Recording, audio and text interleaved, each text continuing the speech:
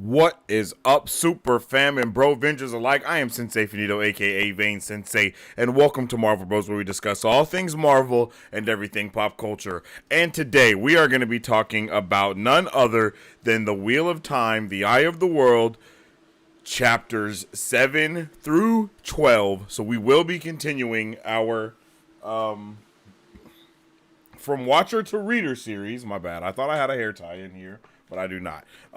We will be continuing our From Watcher to Reader series, starting with starting with chapter 7 through 12. I am super excited. I am super hype. I am ready to get it pip pop plopping and schlopping. Y'all already know how it go. I'm very ready to get it started, y'all. These chapters were awesome. It was filled with a ton of lore and world building, and it was just such a good time. Like it was just such a good time. That's all I can really say about it. The first 6 chapters were very fast paced, moving. Well, they weren't very fast paced. Fast paced. Let me calm down. But it ended very fast paced, and I just really had a good time with the way that it ended. And I feel like this start was a perfect start to where we ended from last week with all of the heightened things going on.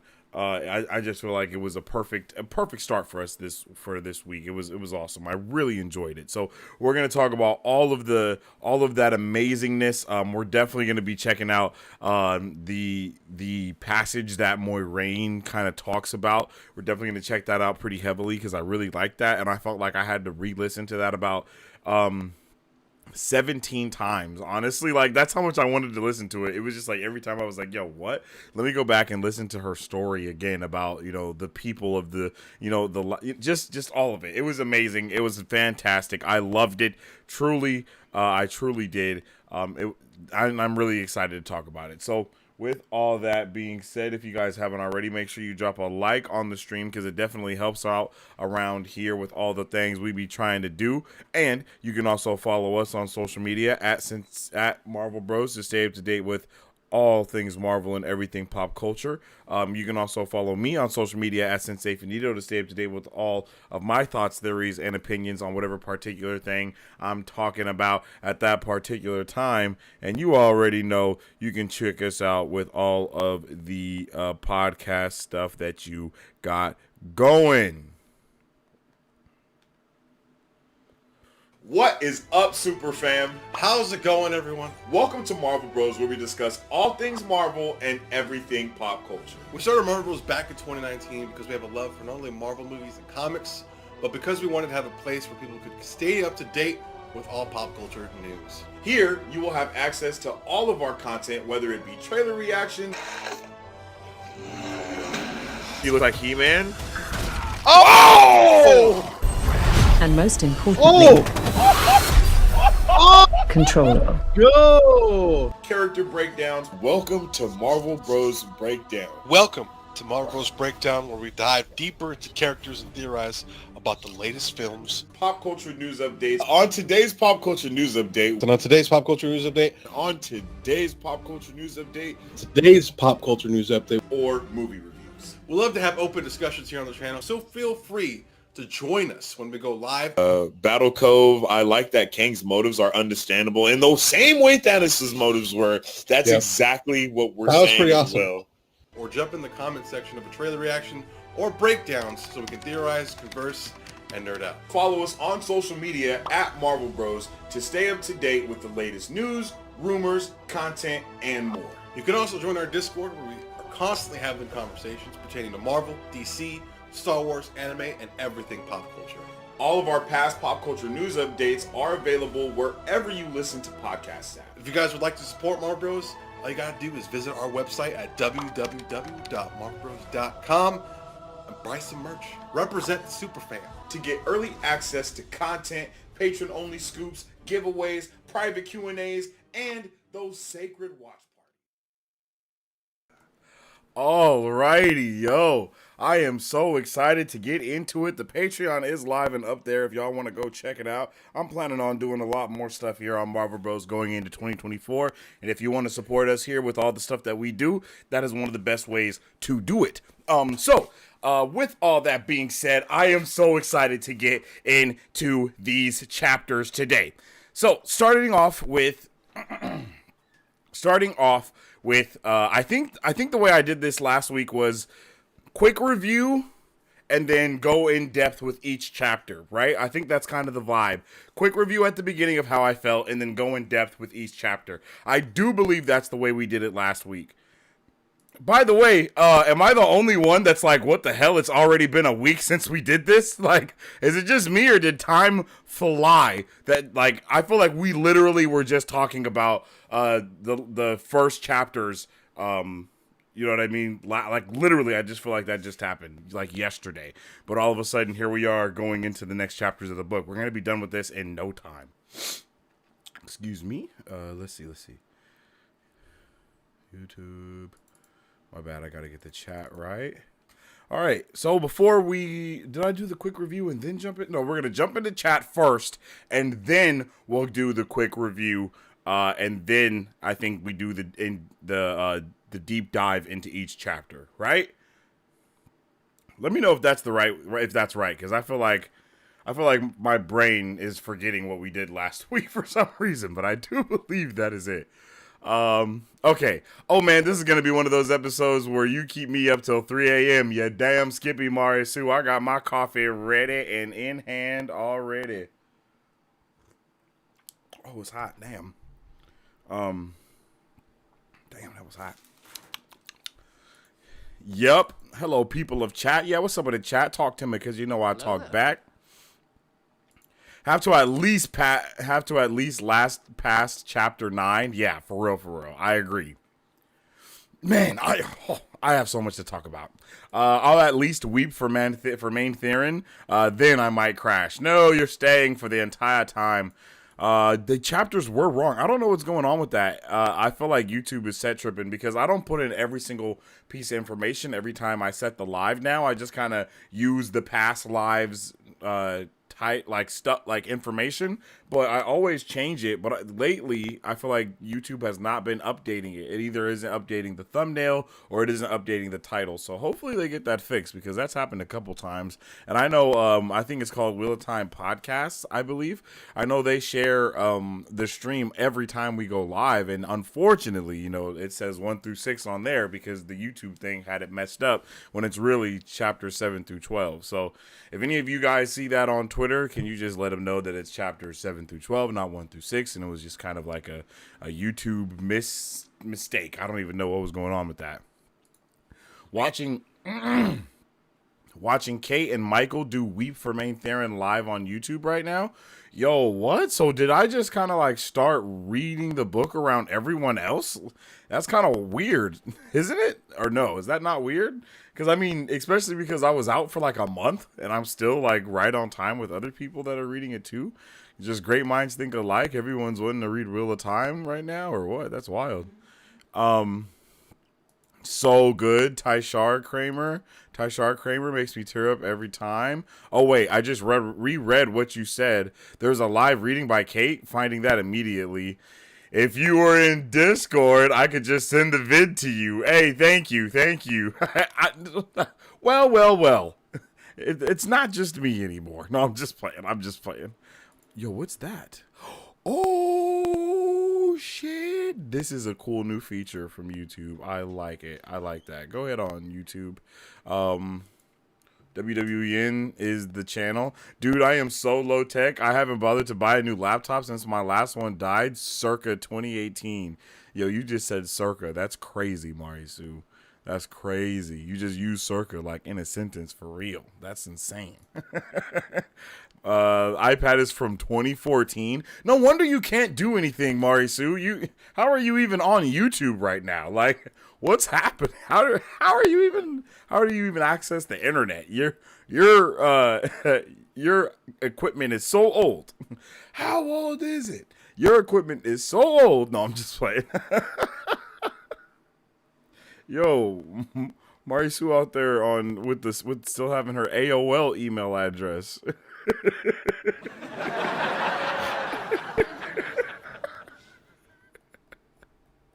Yo, that's crazy. 2017. That's better, I guess. We need to get you in there. How old is your phone? I would be using a flip phone if I could. That's crazy. That's crazy. That's not encouraging. Yo, facts. I gotta make tea. We going late. Facts. Let's get it. Let's get it. We're here for the long haul. We gotta get you to guest star on the Dusty Wheel when Matt returns from hiatus. I will gladly be on every single podcast y'all wish me to be on. If the guests would wish me to be on there as well, I'm down for it all. You know what I'm saying? I'm down for it all. It just makes me feel so bad because I unfortunately cannot consume a lot of the content that I want to because a lot of them are spoilery. But luckily, you guys have given me some other non-spoilery stuff to check out. But you know, it just kind of sucks that I haven't been able to watch a lot of stuff because everyone's talking about all of the book stuff, and they're not even talking about just the book one. It's like, no, they're talking about the entire series spoilers, you know, whenever they're talking about them. So it does leave me at a misadvantage.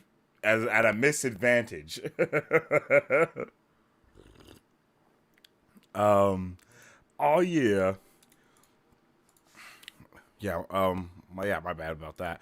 This is a great section. I do agree. I agree. This Okay, I truly loved this section. Okay, we'll get into it. Rosamund Pike is on record saying that's her favorite passage. She put a lot of love into recording it, and you can tell that. You can definitely tell that she put a lot of love into it. Because yes, I was reading with my ears again, and holy moly, that live reading from WotCon is so good. Ooh, I'm telling you, you're gonna see me at one of those conventions one of these years. I don't know which one, but I'm gonna be there.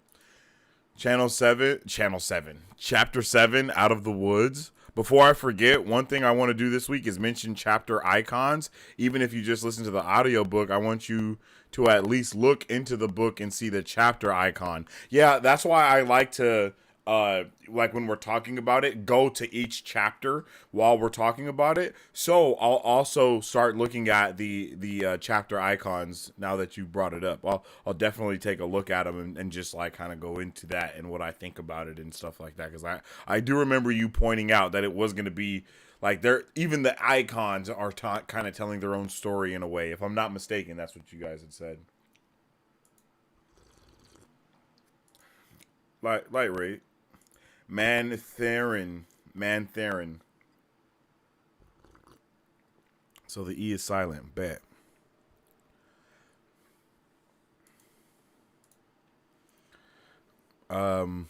Bet. All right. So, wait. You said you put the vid in Discord. Let me see. Let me check that out real quick.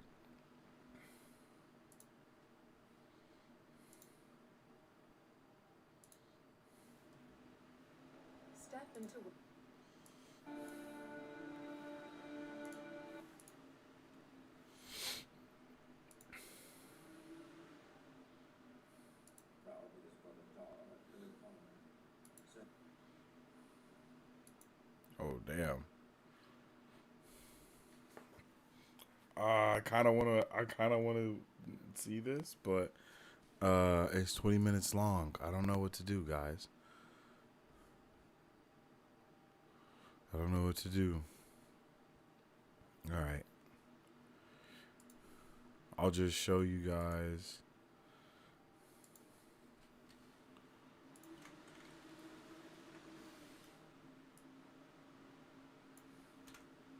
We for main Theron. I know it's not main Theron. I'm sorry. Oh, this is from a year ago. Oh, I thought this was happening right now. I'm tripping. I thought this was happening right now. I was trying to tune in live.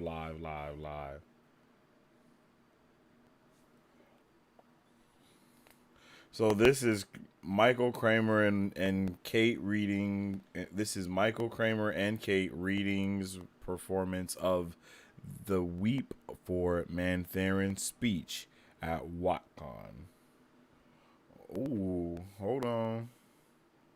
Maybe we might have to check that out.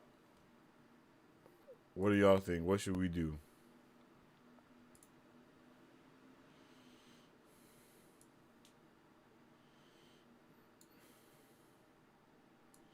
But it's not the. I know it's not the best audio quality though, because it is live.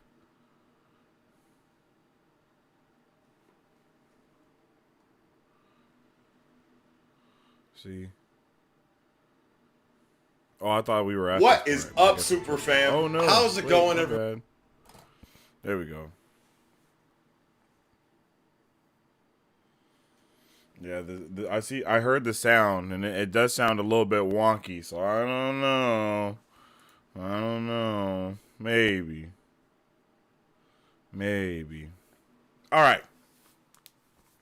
So. Wait.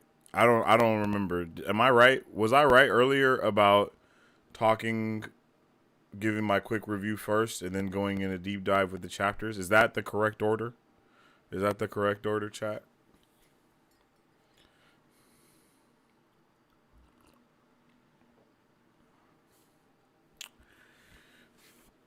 Is that right, Super Fam? Yep, you were right. All right, bet. Okay, so I had a really good time. My bad. I don't have any water. That's okay. Let's talk about the Wheel of Time, Eye of the World, chapters 7 through 12. This is my quick review, all right? This is my quick review of everything. I feel like this was very well paced. Even though it felt slow, it didn't feel slow at the same time, if you know what I mean. The thing that I really love about this writing so far is that there are moments that feel there are literal moments that could be like not a whole page, but it's like a moment that lasts a while, and then we can rapidly go through a quick event and then get to another piece of like seeing what's going on, and then now let's get to this different event. So I really enjoyed where we were with this episode, and it was like, okay, hey, this is I think Marisu just said it, but we're finally up to episode 2. You know what I mean? Like, that's literally how I felt when reading it. I was like, yo, we're finally at a part that makes me know where we are actually at for sure. Like, there were there were parts that were in the first chapter that made me in the first episode, that in the first segment. There we go. In that first segment, there were a lot of parts where I was like, okay, yeah, this is obviously from the first episode, excuse me. But at the same time, I was still like, wait, where are we? And then we ended up doing something fantastic, which was I realized that we got to see so many different moments from the show that weren't in the book. Like, we didn't get to see that view in the book, but they showed it to us in the show to make it different. We got to see Moiraine fighting everyone instead of just hearing about it, because in the book's POV, we only see that happen from Rand's point of view, right? So I love that type of things. Like, it was so subtle. And this episode made me happy that there were a lot of things that were like on point with what was going on in the show as well. I know I'm not going to continue to compare it to the show, but I'm just saying in my quick review, I'm here from the show. So that's where I'm just saying, like, it was cool to see that we're at that part now. Other than that though, when we get into the actual chapters, I thought it was so beautifully written. There were moments that I just was hanging on to every, I want to say honestly, the whole time I was hanging on to every word that Rosamund Pike was saying, and it was just like, oh man, like I hear it in her voice. And then I love it when she does the like voice of Moiraine, because she even put something different into it than she did in the show. You know what I mean? Like, she sounds like Moiraine, but there's just a little bit more oomph in it. I don't know. There's just a little bit more oomph in it. And she does a fantastic job of just setting the tone and setting the scene for what's going on with all these different characters and how they're actually interacting with one another. Like I also said earlier, this is very much lore heavy, and I love lore. If you guys know anything about me, you know that I love lore, and the lore was riddled throughout this segment of reading. These 5 chapters, I believe it is, that we read. I was very pleased to get that background, and it reminded me of when they were singing their song in the show, and then she tells them the lore. It was like that but better. It was like that but so much better, you know. And I just loved it. Yeah, I just loved it. I had a good time with it, and it was so. There's a lot of passion that she puts into reading it. There's a lot of passion she puts into the different characters and the overall,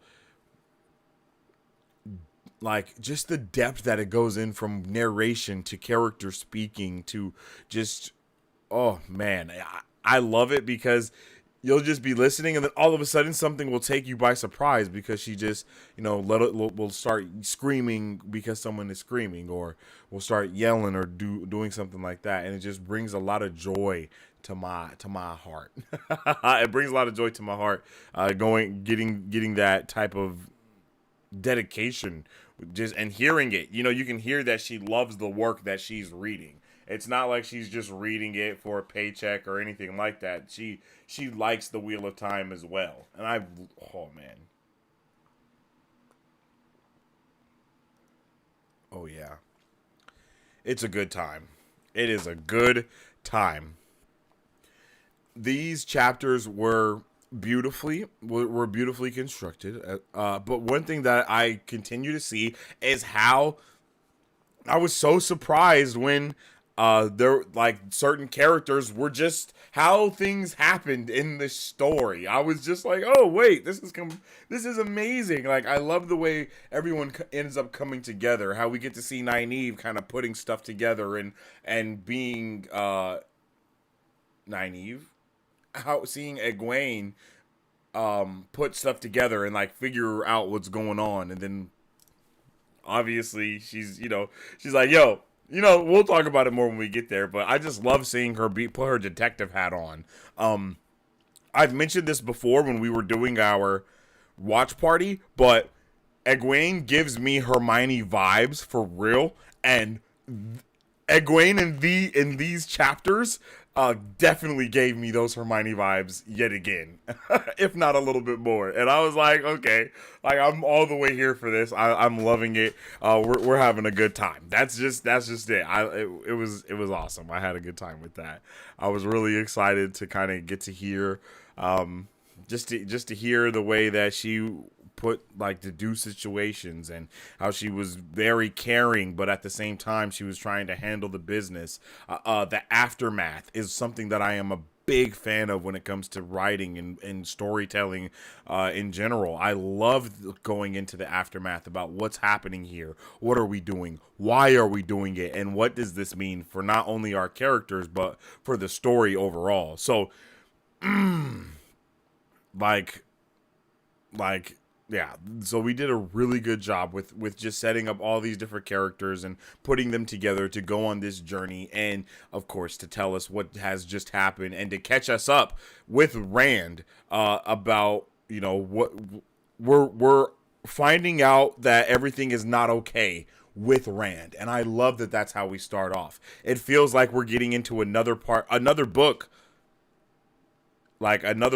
completely. So I was really excited about that, and I'm juiced to get into the nitty gritty of each chapter. So let's get into chapter 7.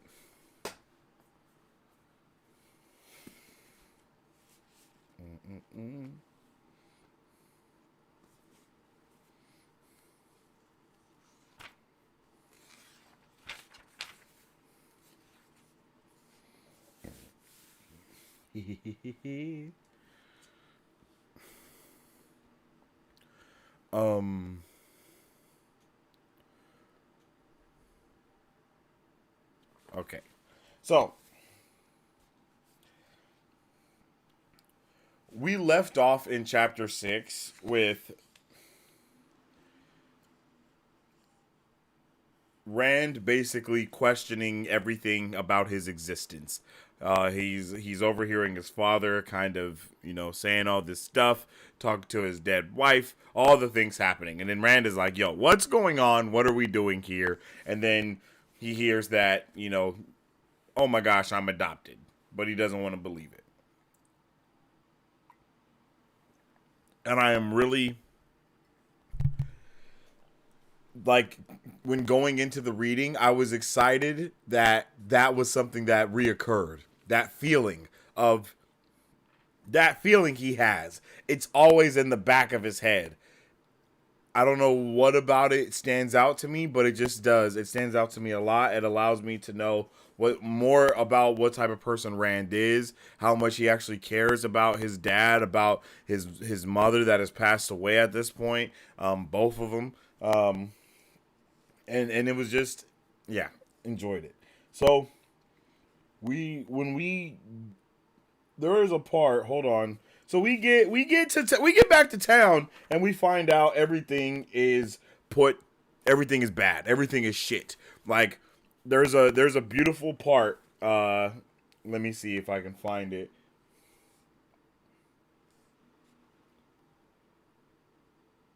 Boom, right here. Rand was too tired, too stunned to speak. All through the night, Iman's field had been a haven where he and Tam would be safe. Now, all he could seem to do was stare in dismay at her smoke-stained dress. Okay, now this is just pure chef's kiss. Now all he could seem to do was stare in dismay at her smoke-stained dress. He noticed odd details as if they were very important. The buttons down the back of her dress were done up crookedly, and her hands were clean. He wondered why her hands were clean when smudges of soot... Yo.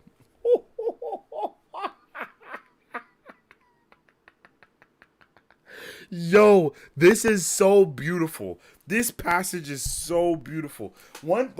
Literally, when I heard that part, I already knew we were about to be cooking. Hold on. Pause. Let's look at the icon. I forgot that quick. The icon is beautiful. Is this the tree that's explained the ravens were sitting on? That's the vibe that I'm getting from that. That is beautiful. That icon is beautiful. Everything about this book is just fantastic.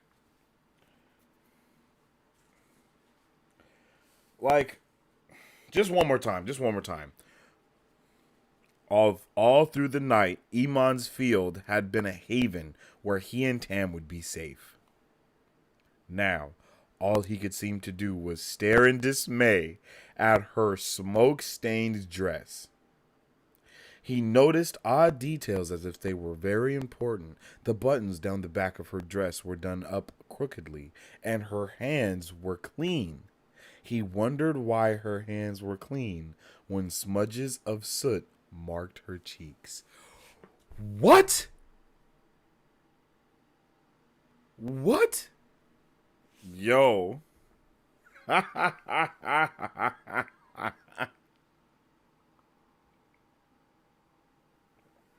I love that. I love that pass. I love those sentences together. It's so powerful. Explaining the city as a woman in a beautiful dress that is stained with the scars of this event that has just happened. But although the event has stained and scarred the dress and all these other things, the woman herself is still actually okay. Even though the smut and all the smoke is everywhere. Beautiful. I love that. I was also very interested in taking note that Perrin does not have a wife. He's even more wifeless than he was in the first segment of chapters that we read. which was actually kind of crazy to me. Uh,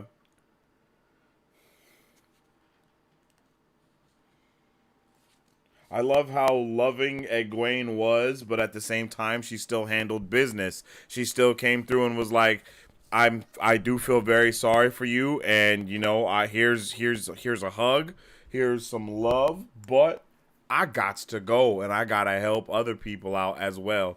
That was just something. I love the realism from everyone. I appreciate it so much. People just being who they are and not being afraid of to be who they are either. That's something that just stands out to me so much.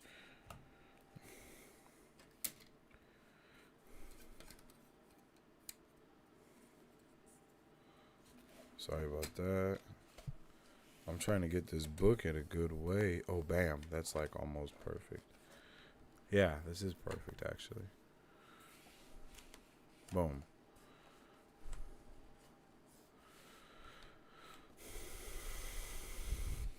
Let me see.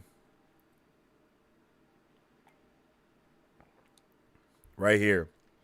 I'm so sorry, Rand. She said, oh, wait, no. Right here. Suddenly, he was knocked back a step as Egwene cannoned into him, throwing her arms around him. Her hug was hard enough to bring a grunt from him any other time. Now, he only looked silently at the door behind which his hopes had vanished. I'm so sorry, Rand, she said against his chest. Light, I wish there was something I could do. Numbly, he put his arms around her. I know, I have to do something, Egwene. I don't know what, but I can't just let him. His voice broke, and she hugged him harder. Egwene! At Nynaeve's shout from the house, Egwene jumped. Egwene, I need you, and wash your hands again. Bruh. The parallel of the city's hands being clean, and then Nynaeve coming through and telling Egwene to wash her hands and clean them. Like, I love that. And then again, I had no idea that there was such a strong connection, I guess you can say, between Egwene and Nynaeve. Egwene is basically Nynaeve's apprentice. Like that's the way that it's formed here. You know, she kind of follows her around. She does what she's asked because she's trying to be the next one to take the mantle in the future. And maybe even do more than that. And I just love the subtle way of giving us this information and letting us know that this is how it's working. This is what's going on here.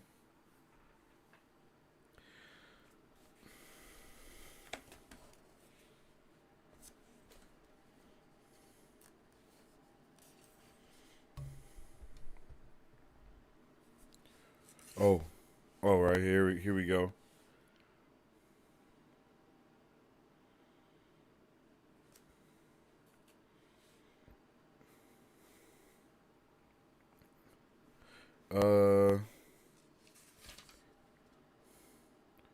He is my father, reducing the voice to meaningless sound that he noticed no more than a fly's buzzing.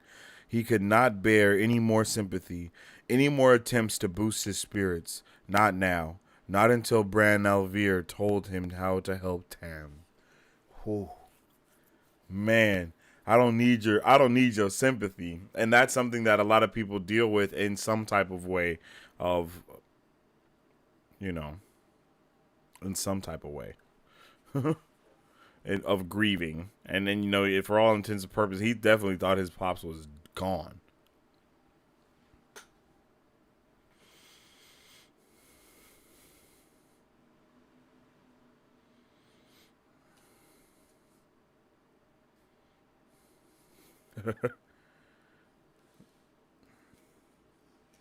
And then Nynaeve's like, yo, I can't do anything with your pops. I don't know what to tell you.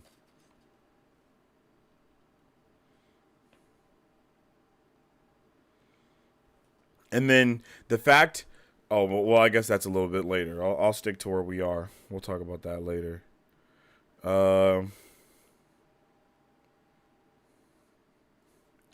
Yeah, this was.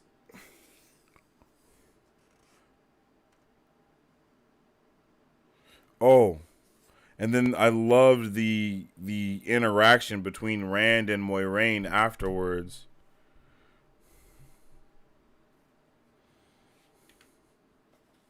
Let me see.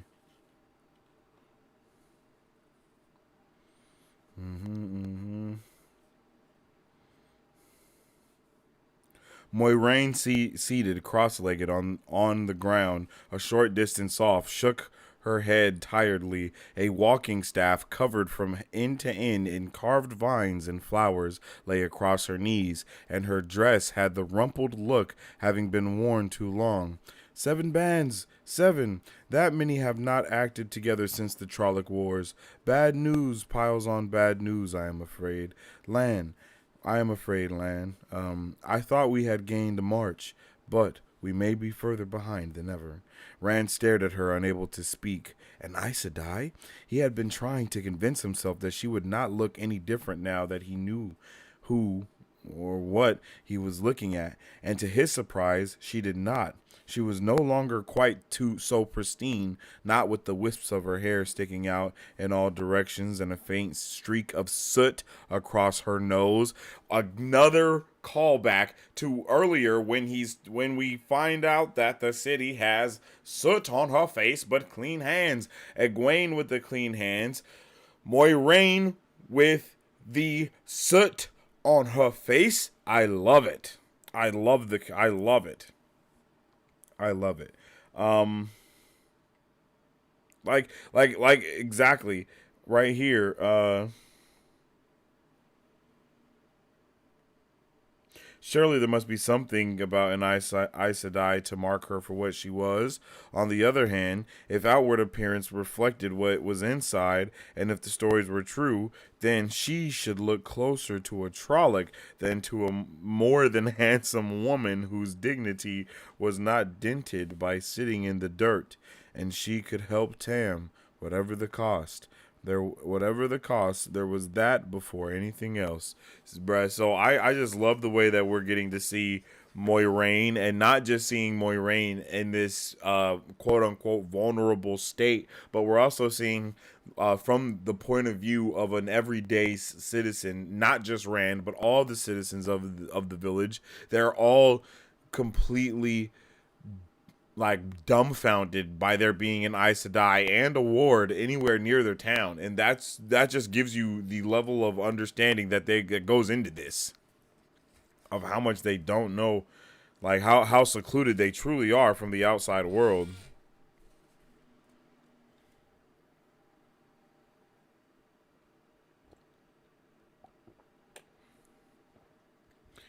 I love this part.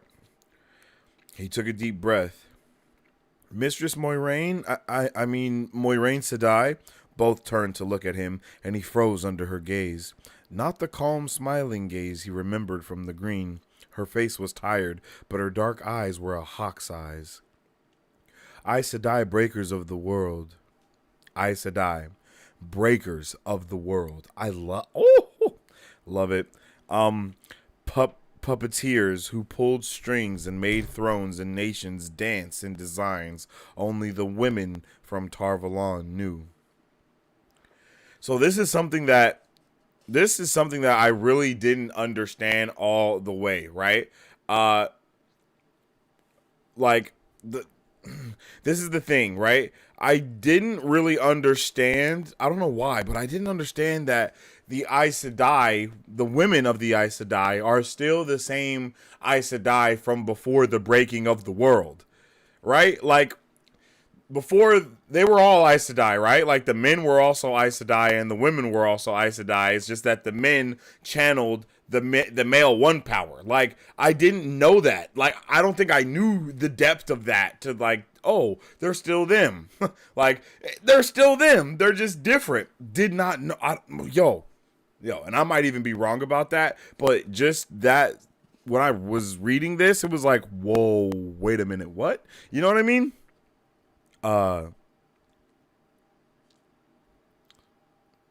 Okay, back in. A little more light in the darkness, the Aes Sedai murmured. She raised her voice. How are your dreams, Randall Thor? He stared at her. My dreams? A night like that can give a man bad dreams, Rand. If you have nightmares, you must tell me of it. I can help with bad dreams. Sometimes. There's nothing wrong with It's my father. He's hurt. It's not much more than a scratch, but the fever is burning him up. The wisdom won't help. She says she can't. But the stories, she raised an eyebrow, and he stopped and swallowed hard. Light, there is a story with an Aes Sedai where she isn't a villain. Yo, he looked at the warder, but Lan appeared more interested in the dead Trolloc than in anything Rand might say. Fumbling his way under her eyes, he went on. It's said Aes Sedai can heal if you heal. Whoa. Yeah. It can heal. If you can help him, anything you can do for him, whatever the cost. I mean, he took a deep breath and finished up in a rush. I'll pay any price in my power if you help him. Anything. Any price, Moiraine mused, half to herself. We will speak of prices later, Rand, if at all. I can make no promises. Your wisdom knows what she is about. I will do what I can, but it is beyond my power to stop the wheel from turning. Yo, like, I could read every single chapter right now because I loved every passage that we got to just absorb in these segments. It was so powerful. It was so beautiful. It was so much fun. It was so deep. Oh my goodness. It is beyond my power to stop the wheel from turning.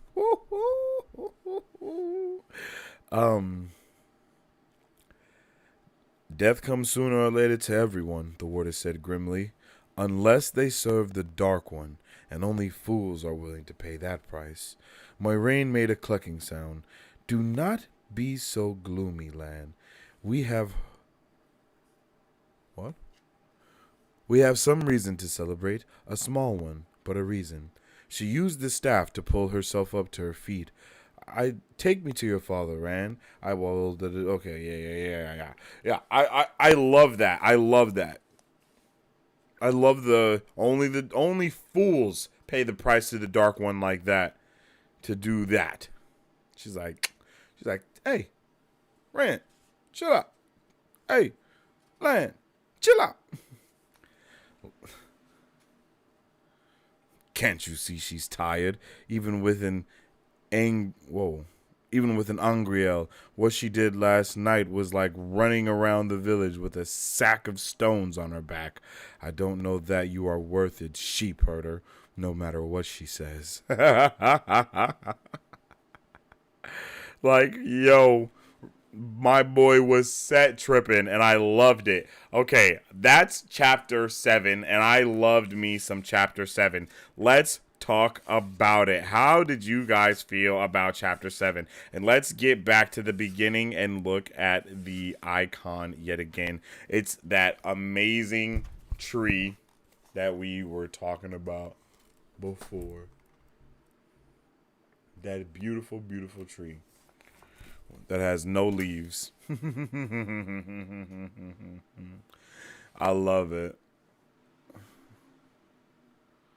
My one complaint about Rosamund Pike is she reads too slow. I play her at 1.5 speed. Oh, I'm gonna have to do that next time. I do find her reading to be a little on the slower side, but I do also like that. So maybe if she was reading faster, I wouldn't be. Yeah. You know what? You might be right. I'll try that out, Marisu. I'll try that out. 1.5 speed.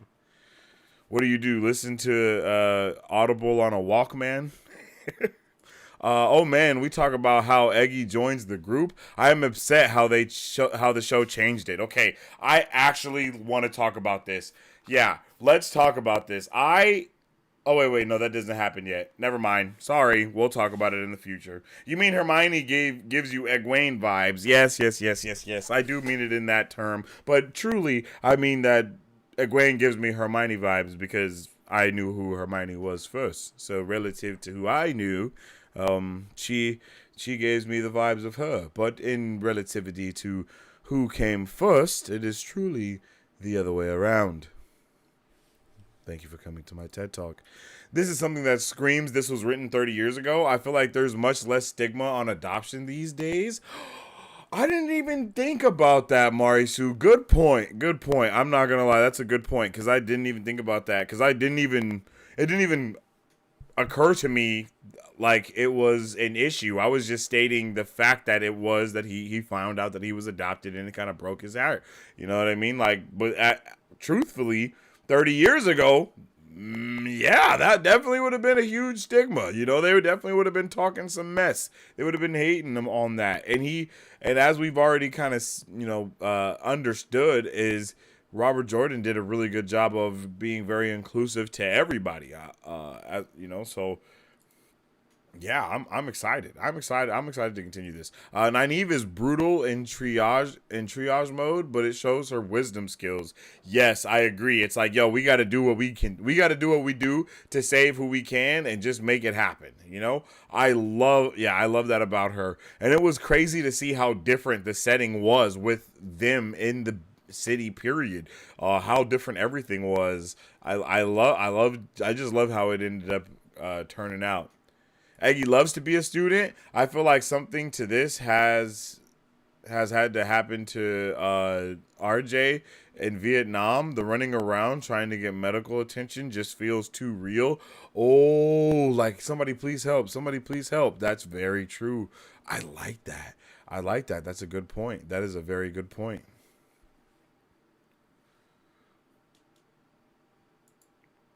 Not me jumping from Landfergadon stream into Eye of the World book club. Tyshar to you. Hello there. I hope you're having a good one, ACM. How you doing? Our water and shade is yours.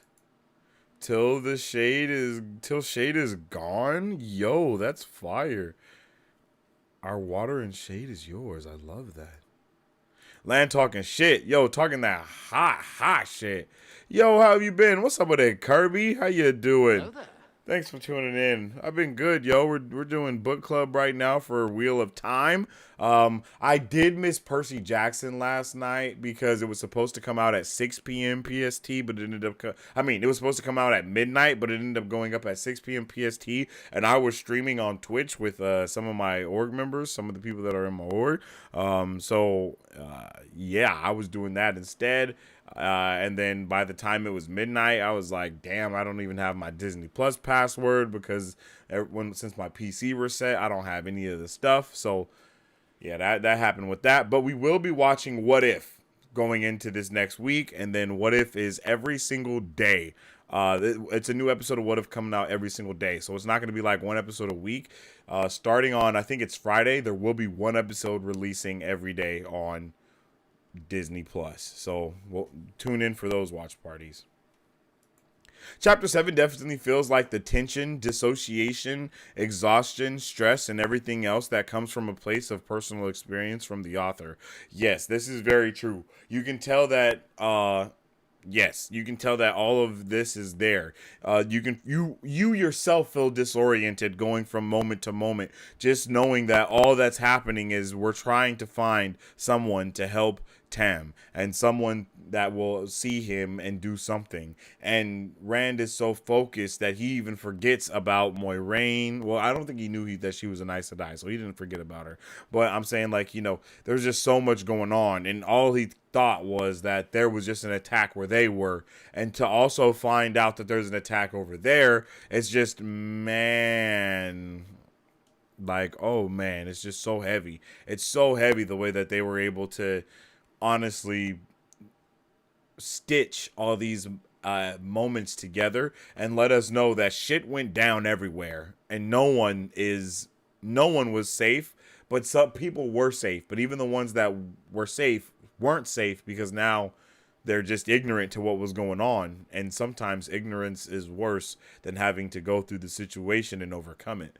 So I just love the way that all of that was kind of put together. If you look up the wiki for the Holy Grail of King Arthur lore, I think that's what you meant. You'll find the French name for it is something like Sangreal and Wheel of Time, and Angreal amplifies your power, and Sangreal, Sa-Angreal, does so 1,000 times. Oh. That's dope. I really like that. So I love that he just was kind of going through and just kind of taking stuff from everywhere and using it in, like in his book. Like, I love that. That's freaking awesome.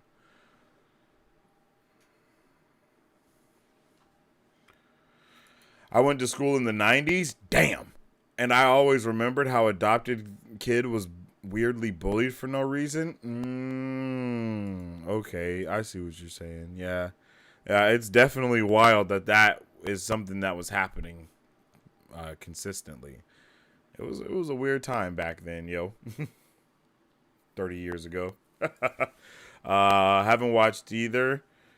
It's been a long time since I've read these books, so I'm just reading comments, trying to piece things together. Oh, okay, I gotcha. Well, we're going to be reading some passages from the book as well, so it's all good.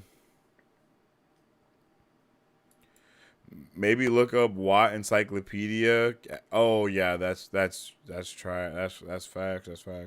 Rand keeping the "he's my father" going mentally and verbally as a kind of mantra is brutal. Yeah, it's just like he's telling himself over and over again, like, he's my dad. You know what I mean? He's my father. I don't have to worry about it. Like, he's my father. Like, he's my father. Like, yo, it's just showing how much. Once again, he's truly disoriented. All he's doing is looking around, trying to save Tam, and continuously repeating, "He's my father. He's my father. He's my father." Like, he is so scarred. He is so messed up from this situation. It's ridiculous. It's so sad.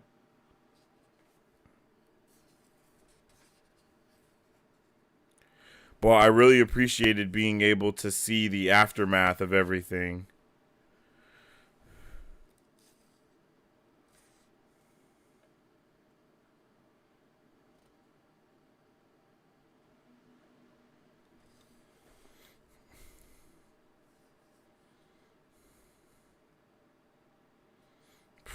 And right here, vaguely, he caught the smell of wood smoke. At least he was almost there. If he could smell the village chimneys, a tired smile had only begun a tired smile had only begun on his face, though, when it turned to a frown. Smoke lay heavy in the air, too heavy. With the weather, a fire might well be blazing on every hearth in the village, but the smoke was still too strong. In his mind, he saw again the Trollocs on the road, Trollocs coming from the east, from the direction of Eamon's fields. He peered ahead, trying to make out the first houses, and ready to shout for help at the first sign of anyone, even Sin Bui, or one of the Coplans. A small voice in the back of his head told him to hope someone there could still give help. Like, oh my God. Charred piles of rubble stood in the places of half the houses in Eamon's field. Soot-coated brick chimneys thrust like dirty fingers from heaps of blackened timbers. Thin wisps of smoke still rose from the ruins. Grimy faced villagers, some yet in their night clothes, poked through the ashes. Here pulling a free cook pot. There simply prodding forlornly at the wreckage with a stick. Like, damn, just pure chaos going around everywhere. He's not wrong. Tam is absolutely his father in all the ways that matter, but he's too effed up at the moment to consider that. Facts, facts. And there's way too much going on, way too much adrenaline, way too much everything is going on for him to even think about anything rational. There's nothing rational that can go through his mind in a time like that. Everything Rand knew to be true has been shattered by the night before. It's rough. Big rough. It's super rough. McRuff the crime dog rough. Like, damn. So sad to see that. Just so sad to see him have to go through that.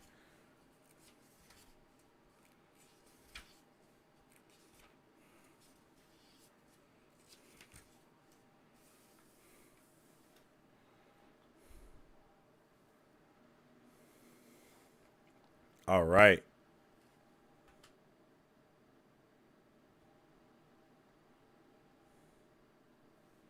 Let me see. Yeah, before we get into chapter 8, you already know what you need to do. You need to grab some popcorn.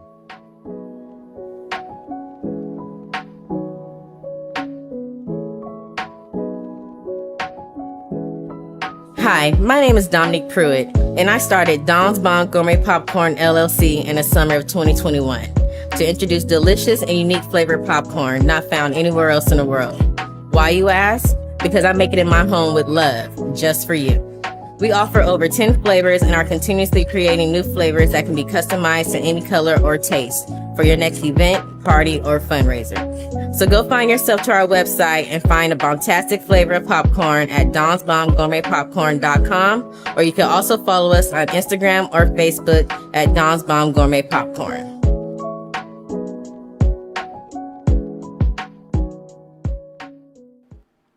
Shout out to Dom's Bomb Gourmet Popcorn for always having the popcorn that is Dom Gourmet and, of course, made by Dom. Now, let's get back into the Wheel of Trauma. Y'all already know because it don't stop just yet.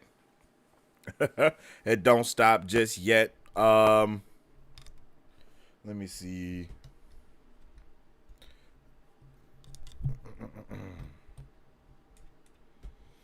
It don't stop just yet. There we go. Damn.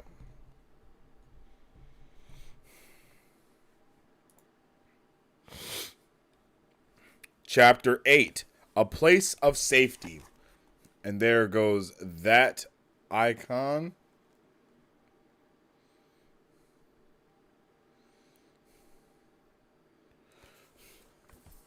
The staff. Oh!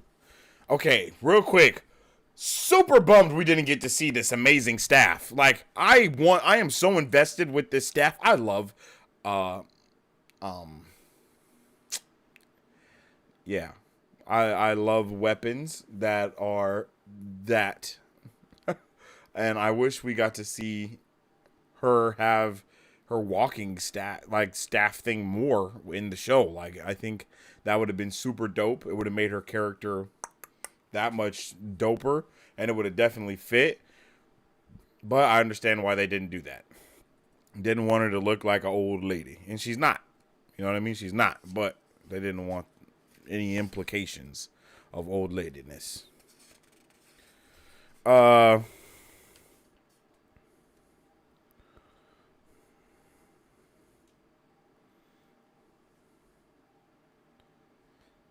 While he was still once again, a place of safety, trauma, like that's all there is right here, right? Like, let's talk about this. This is how we start the chapter, okay? Chapter 8, ladies and gentlemen. While he was still coming through the door, Rand's eyes went to his father. His father, no matter what anyone said. Oh my God. Like, no one even knows. No one even knows this. As far as we know now. But it's just eating him alive. It's just eating him alive. He doesn't know what to do. It's just right there. Oh my goodness. So powerful.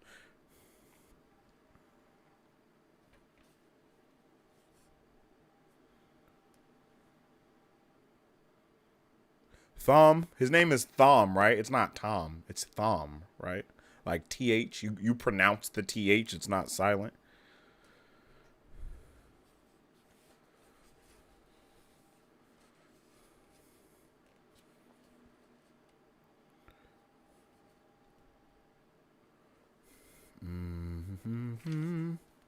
My bad, I'm just kind of going through.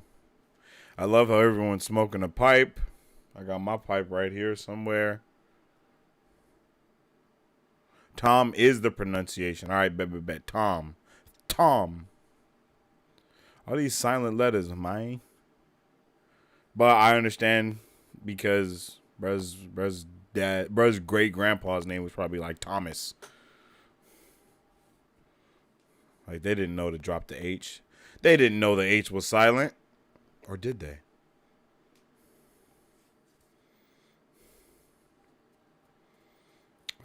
Let's see. Can I stay? Rand wants to stay. He wants to see what's going on. He's like, please, I'll keep out of your way. You won't even know I'm here. He's my father. Like, he added with a fierceness that startled him and widened the mayor's eyes in surprise. Like, he's set tripping. It's kind of insane. She's like, yes, come on, get in here. Just let me do what I need to do, but you get the hell up out of here. That's hilarious.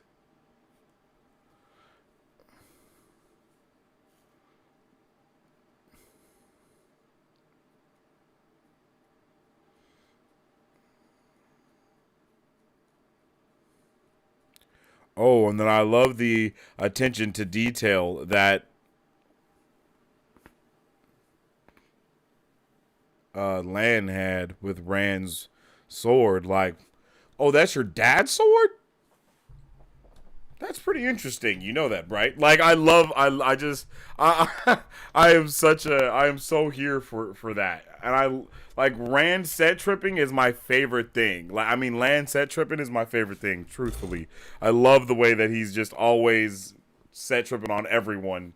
He has no time for anything. And I love it. I'm here for it 1,000,000%. He's like, bro, what's going on here? Come on, let's get it. Let's get it going. Let's get this moving. Let's get the show on the road, you know? Let's get this show on the road, ladies and gentlemen.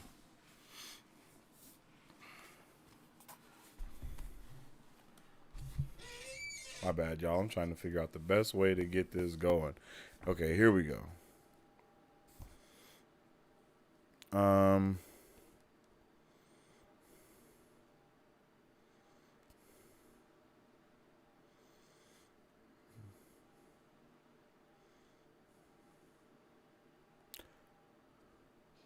I'd not thought to find a heron-marked sword in a place like this. It belongs to my father. He glanced at Lan's sword, the hilt just visible at the edge of his cloak. The two swords did look a good deal alike, except that no herons showed on the warders. And that was something that I really appreciated in each one of these chapters, is the way that he talked, like the way it's the warder and the Aes Sedai, not Moiraine and Lan. Like, it's not always like that unless they're talking to each other.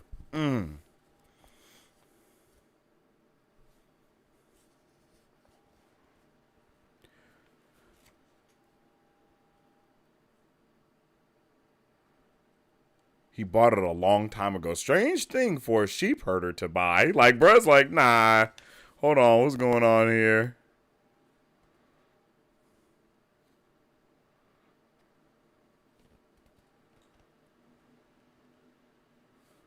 Had I known when I left Tar Valon that I would find Trollocs and Midral here, I would have brought half a dozen of them, a dozen,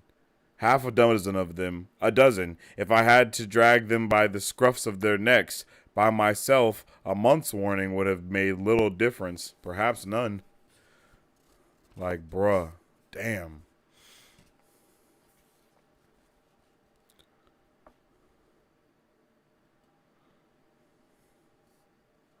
Ooh, and then I love that we finally get the confirmation that the ravens are indeed evil, like we thought they were. But the introduction of this carrion eaters, The Dark One's minions often find spies among creatures that feed on death. Ravens and crows, mainly. Rats in the city sometimes. What? What? That is a beautiful way to let us know that. Like, and that's something that is so unique. I feel like I don't think I've ever even thought about something in relations to those being like creatures of eating death, you know, like, or I just like, and having that be connected to the Dark One because he's evil and he enjoys death. Like, that's kind of wild, but I love that as well. It's just so dope. Such a dope connection. Such a dope connection that I have not really seen done before in anything else, to be honest. Like, yeah, ravens in like a typical sense of like ravens, but not in a sense of like, oh, they are straight up spies because they're tied to death intrinsically. Subtle, but amazing.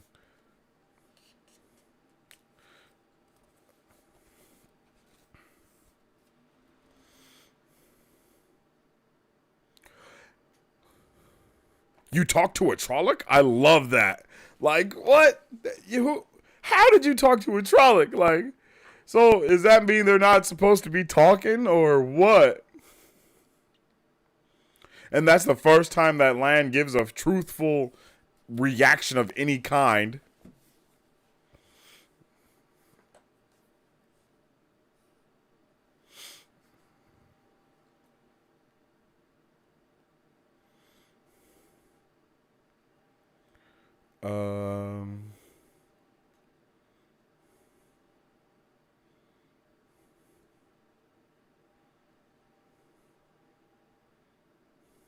Here we go. Here we go.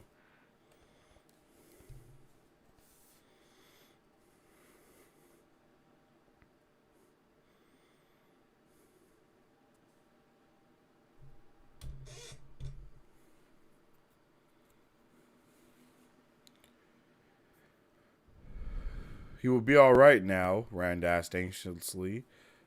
With rest, yes, Moiraine said. A few weeks in bed and he will be as good as ever. She walked unsteadily despite holding Lan's arm. He swept her cloak and staff from the chair, cushioned for her to sit, and she eased herself down with a sigh. With a slow care, she rewrapped the MRVL and returned it to her pouch. Rand's shoulders shook. He bit his lip to keep from laughing. At the same time, he had to scrub a hand across his eyes to clear away his tears. Thank you. In the age of legends, Moiraine went on, some Aes Sedai could fan life and health to flame if only the smallest spark remained. Those days are gone, though. Perhaps forever. So much was lost.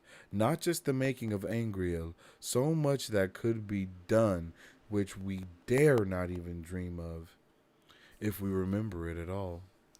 There are far fewer of us now. Some talents are all but gone, and many that remain seem weaker. Now there must be both will and strength for the body to draw on, or even the strongest of us can do nothing in the way of healing. It is fortunate that your father is a strong man, both in body and spirit.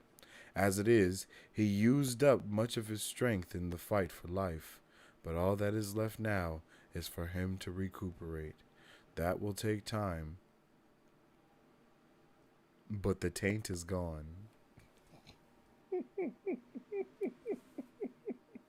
Why the taint? I forgot about this, yo. I definitely forgot about the taint.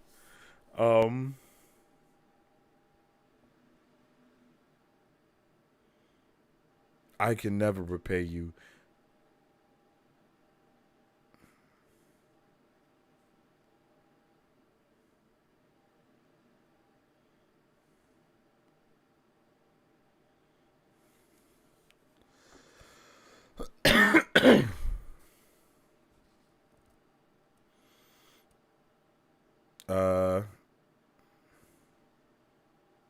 He remembered the talk of prices and his promise. Kneeling beside Tam, he meant it even more than before, but it still was not easy to look at her. Anything, as long as it does not hurt the village or my friends. He loves his friends and family so much. Moiraine raised a hand dismissively. If you think it is necessary, I would like to talk with you anyway. You will no doubt leave at the same time we do, and we can speak at length then. Like, she's just telling him what's happening, like, not even asking him any questions. Like, yeah, you're going to be leaving because it's obvious. Like, to her, everything's obvious. She's like, yeah, obviously they're chasing you, so you got to get out of here. But she hasn't even told him yet. She's just telling him the outcome of all of her own detective skills. Moiraine and Egwene are the straight detectives for real. They're the new Rosolian Isles, or they're the original Rosolian Isles, I should say. Oh,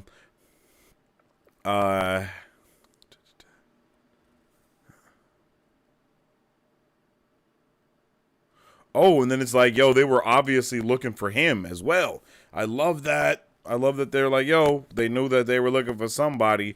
Quick detective skills. The Trollocs came to kill or capture young men of a certain age who lived near Eamon's Field. My age? Rand's voice shook, and he did not care. Light, Matt, what about Perrin? Alive and well. Like, I love that he cares so much about everybody. Some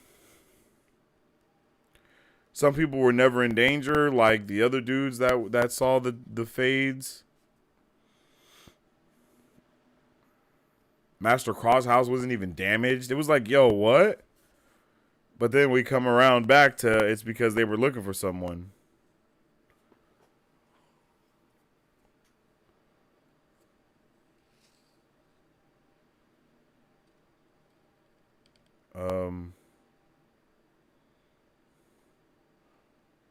I love he's so confused. What would they want with us? We're just farmers and shepherds.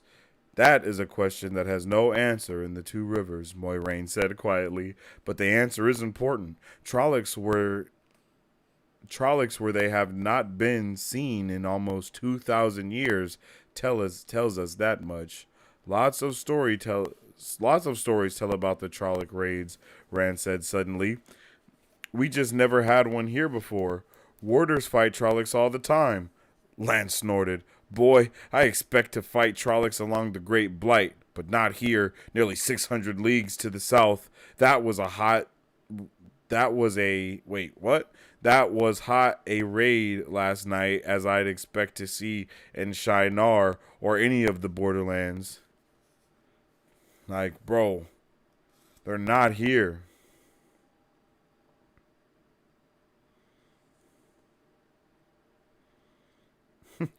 And then so much of Rand just doing so much denying. There's so much denial for Rand throughout this chapter. So giving us so much more background that he's like, yo. But he keeps bringing himself to reality. He's like, okay, maybe I should stop saying that things are impossible when I'm literally living the impossible right now. I love that shit.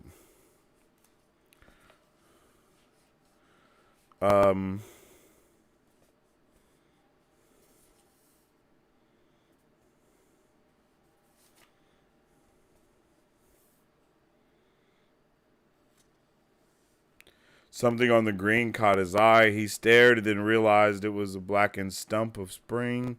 Oh, yeah. A fine bell tine with a peddler and a gleeman and strangers. He shivered and shook his head violently. No. I'm a shepherd. The Dark One can't be interested in me. So much denial. It took a great deal of effort, Lan said grimly, to bring so many Trollocs so far without raising a hue and cry from the borderlands to Camelin. And beyond? I wish I knew how they did it. Do you really believe they went to all that bother just to burn a few houses? They will be back, Moiraine added. Rand had his mouth open to argue with Lan, but that brought him up short. He spun to face her. Back? Can't you stop them? You did last night, and you were surprised then. Now you know they are here. Perhaps, Moiraine replied. I could send to Tar Valon for some of my sisters. They might have time to make the journey before we need them. The Midral knows I'm here too, and it probably will not attack, not openly at least, lacking reinforcements, more Midral and more Trollocs. With enough Aes Sedai and enough warders, the Trollocs can be beaten off, though I cannot say how many battles it will take. Right off the bat, letting us know that Moiraine is a general out here in these streets. She's a detective. She's a general. She's getting it going. She knows what's happening. She's making the damn thing happen. She's focused. She's tactical, stealthy. I love it. I had no idea.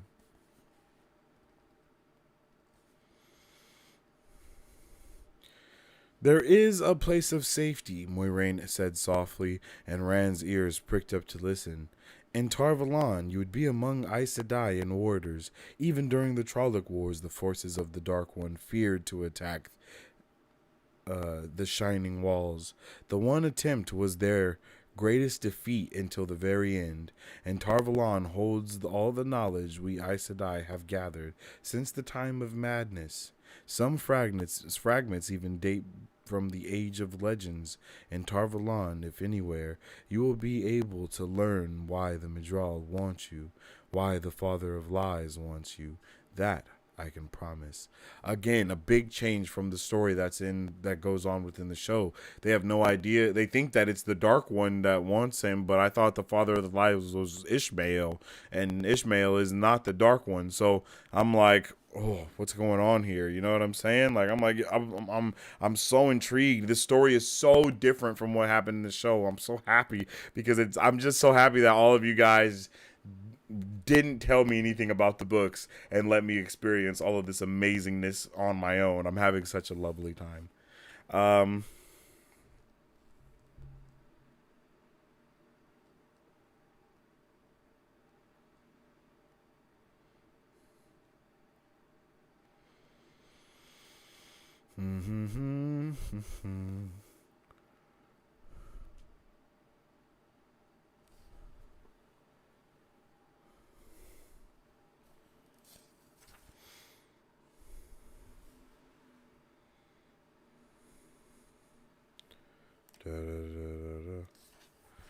He slept on his sword. That was cool.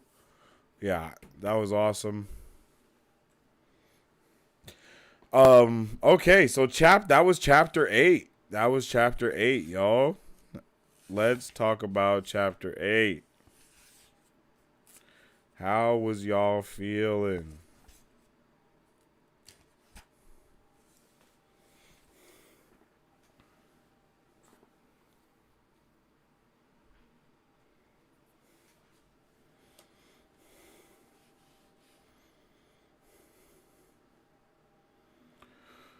A place of safety. That was a lie.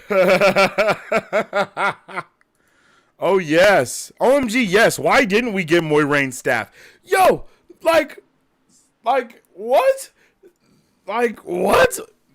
Why didn't we get that? It adds so much character. It adds so much character. I see her so differently. A staff does a lot for a character. You either get Donatello or you get Gandalf. You know what I mean? Like that's kind of what the staff equals. You know what I mean? Or you know, Dumbledore as well. But oh man, they did such a and I visualized the staff literally. I mean, it didn't look the way that this one looks in this picture, but I mean, how could it? Because you know what I'm saying. I mean, it's I mean, that kind of is what I saw, just life-sized. But man, what a good chapter yet again, giving us a lot of texture. Yeah, giving a lot more texture to what's going on. Man, I need a light over here. I feel like it's so dark on the book. Let me see.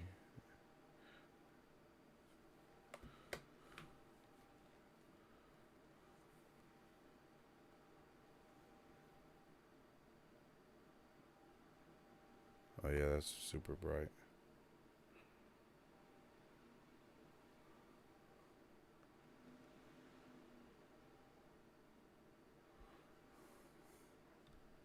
Super bright, but oh wait, can I go like that? Yeah.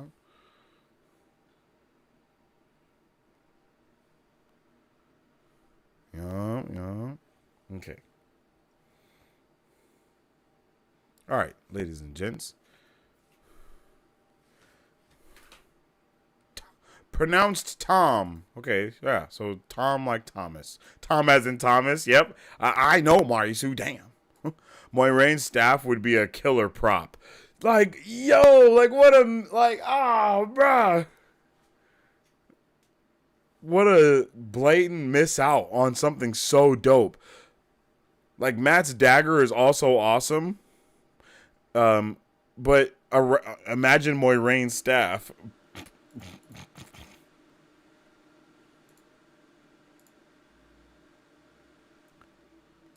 Land's like, it's been 300 miles since I've seen someone with a sword. Why do you have one? I guess that's a good point. Everyone's farmers and sheep herders and stuff, like, they don't have a use for any swords. Trollocs don't come there. If they don't have, it seems like they don't really have to deal with crime within their own little village. It's a great way to show Rand doesn't know them like that yet, to call them the Warder and the Aes Sedai. Yeah, but it's also giving us a lot of understanding that, you know, he's like, yo, I really don't know what's going on, because he was calling them by their names before when they were first introduced, but that was before he knew that she was an Aes Sedai. So he's like, you, now that I know you're an Aes Sedai, now that I need your help, I am going to quote unquote like submit to your entire being and presence, almost. Rand is creating emotional distance from himself and an Aes Sedai. It was Lady Moiraine before. Now it's more formal. Yeah, facts, because he didn't know about, I don't think he knew about that before. So now that he knows, he's like, yo, back it up, back it up. As Stephen King might say, the world has moved on. That's crazy. Taint. Pause. Nice Dark Tower quote. I have not read any Stephen King stuff. Is it amazing? I do want to get into a lot of that stuff, though. There's so much more use of the word taint to giggle about. Oh, trust me. I already know. Y'all have let me know. Especially when we get to how oily and throbbing the taint is. What? What? This is crazy. Marisu, you're wildin'.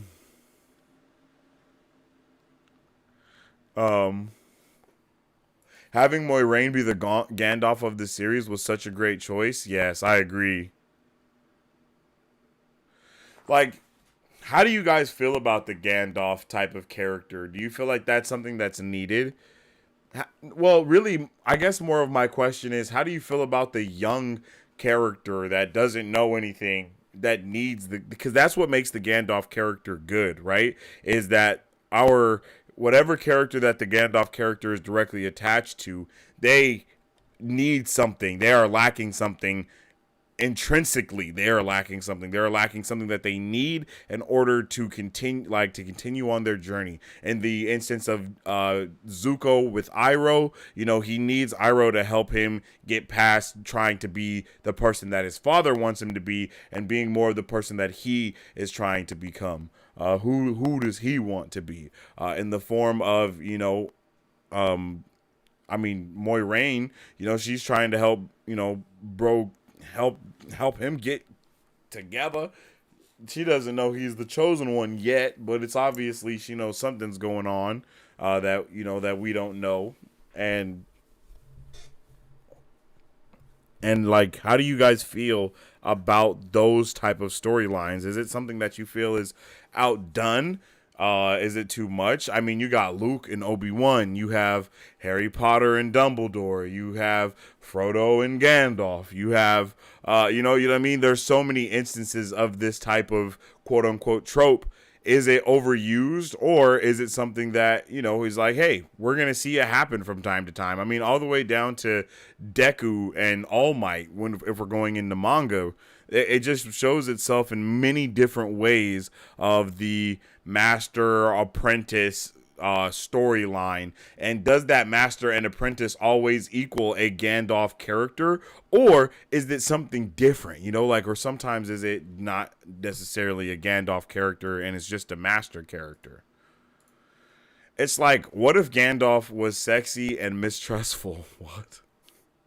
Mari Sue. I forgot it's late where you are. You're on demon time. We got our first dream coming up, right? I do believe this next chapter is the dream. Big daggers. Shout out to Matt's dagger. I am pretty awesome. Wolf and Cub storyline. You are awesome, brother. Wolf and Cub storylines is always awesome. Oh, is that what it's called? A Wolf and Cub storyline?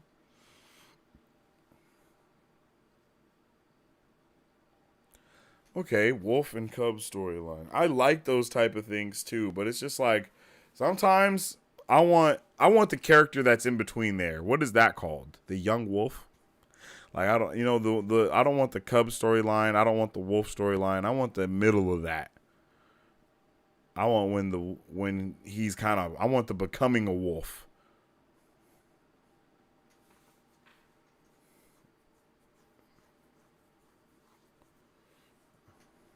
I'm about to be a wolf. This book is very much an ode to Tolkien. From book 2 on, RJ starts to do his own thing. Oh, okay. Pup. Yes. I want the pup becoming a wolf.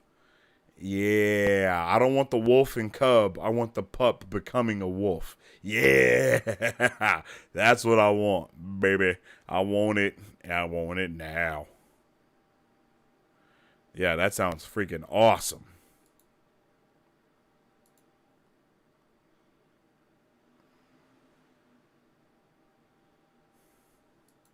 Young bull? Wait, we're not there yet. I guess young bull. A young bull becoming a bull? Okay, I see you with your inside jokes. I see you with your little insiders.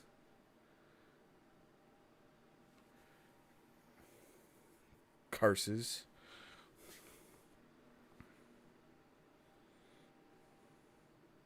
I know it might be getting a little late for some of y'all, so you already know what you need in your life. You need some glitch.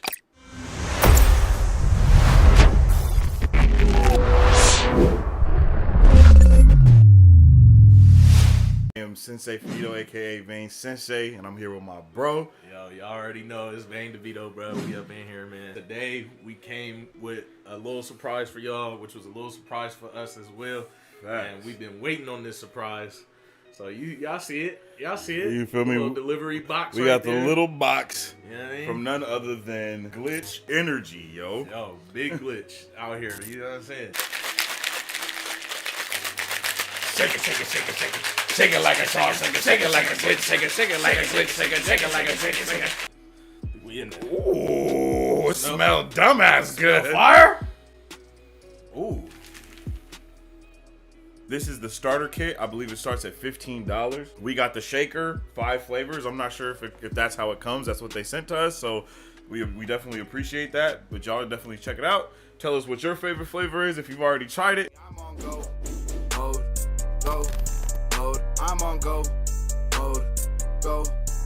Bitch, I'm on go mode.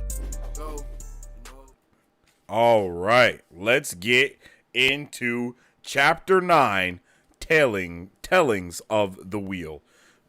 Chapter names are so fire, man. Like, I know you guys already told me that Robert Jordan didn't write the title names or the chapter names. I believe it was his editor-in-chief, aka his wife. But damn, them names are just so fire. Like, the names are just so fire, yo. It just, everything about this, everything goes together so smoothly.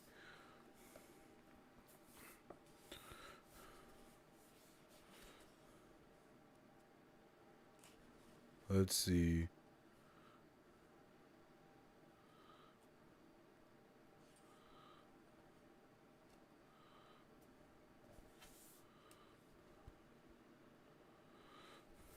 All right, let's get it.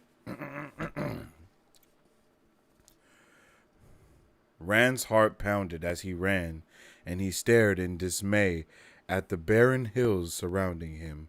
This was not just a place where spring was late in coming. Spring had never come here, and never would come. Nothing grew in the cold soil that crunched under his boots, not so much as a bit of lichen. He scrambled past boulders twice as tall as he was. Dust coated the stone as if never a drop of rain had touched it. The sun was a swollen, blood-red ball, more fiery than on the hottest day of summer, and bright enough to sear his eyes. Yo, my bad. I am having trouble reading. Okay. But it stood stark against most leaden cauldron of a sky where clouds of sharp black and silver roiled and boiled on every horizon. For all the swirling clouds, although no breath of breeze stirred across the land, and despite the sullen sun, the air burned cold like the depths of winter.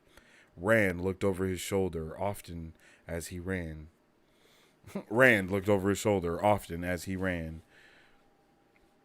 But he could not see his pursuers, only desolate hills and jagged black mountains, many topped by tall plumes of dark smoke rising to join the milling clouds. If he could not see his hunters, though, he could hear them.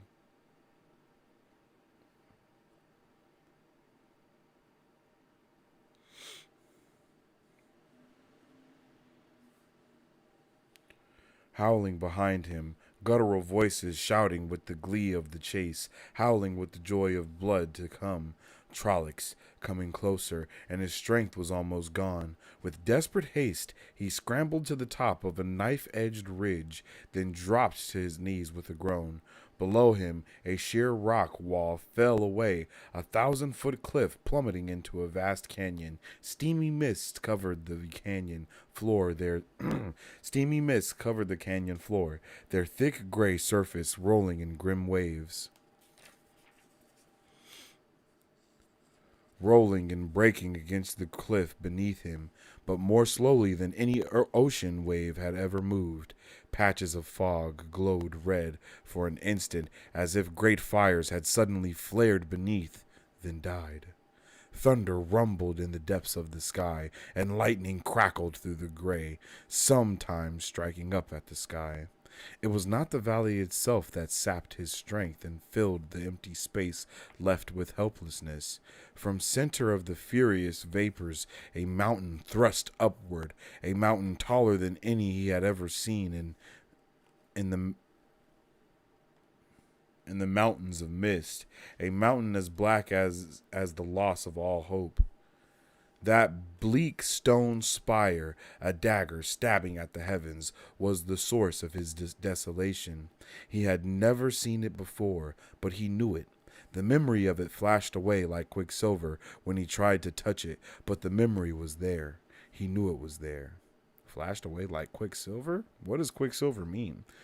Unseen fingers touched him, pulled at his arms, legs, trying to draw him to the mountain. His body twitched, ready to obey. His arms and legs stiffened as if he thought he could dig his fingers and toes into the stone. Ghostly strings entwined around his heart, pulling him, calling him to the Spire Mountain. Tears ran down his face, and he sagged to the ground. He felt his will draining away like water out of a old bucket. Just a little longer, and he would go where he was called. He would obey, do as he was told. Abruptly, he discovered another emotion, anger. Push him, pull him. He was not a sheep to be prodded into a pen. The anger squeezed itself into one hard knot, and he clung to it as he could have as he could have clung to a raft in a flood. Serve me, a voice whispered in the stillness of his mind, a familiar voice. If he listened hard enough, he was sure he would know. He was sure he would know it. Serve me. He shook his head to try to get it out of his head. Serve me. He shook his fist at the black mountains. The light consume you, shaitan! Abruptly, the smell of death lay thick around him. A figure loomed over him, in a cloak the color of dried blood, a figure with a face. He did not want to see the face that looked down at him. He did not want to think of that face. It hurt to think of it, turned his mind to embers.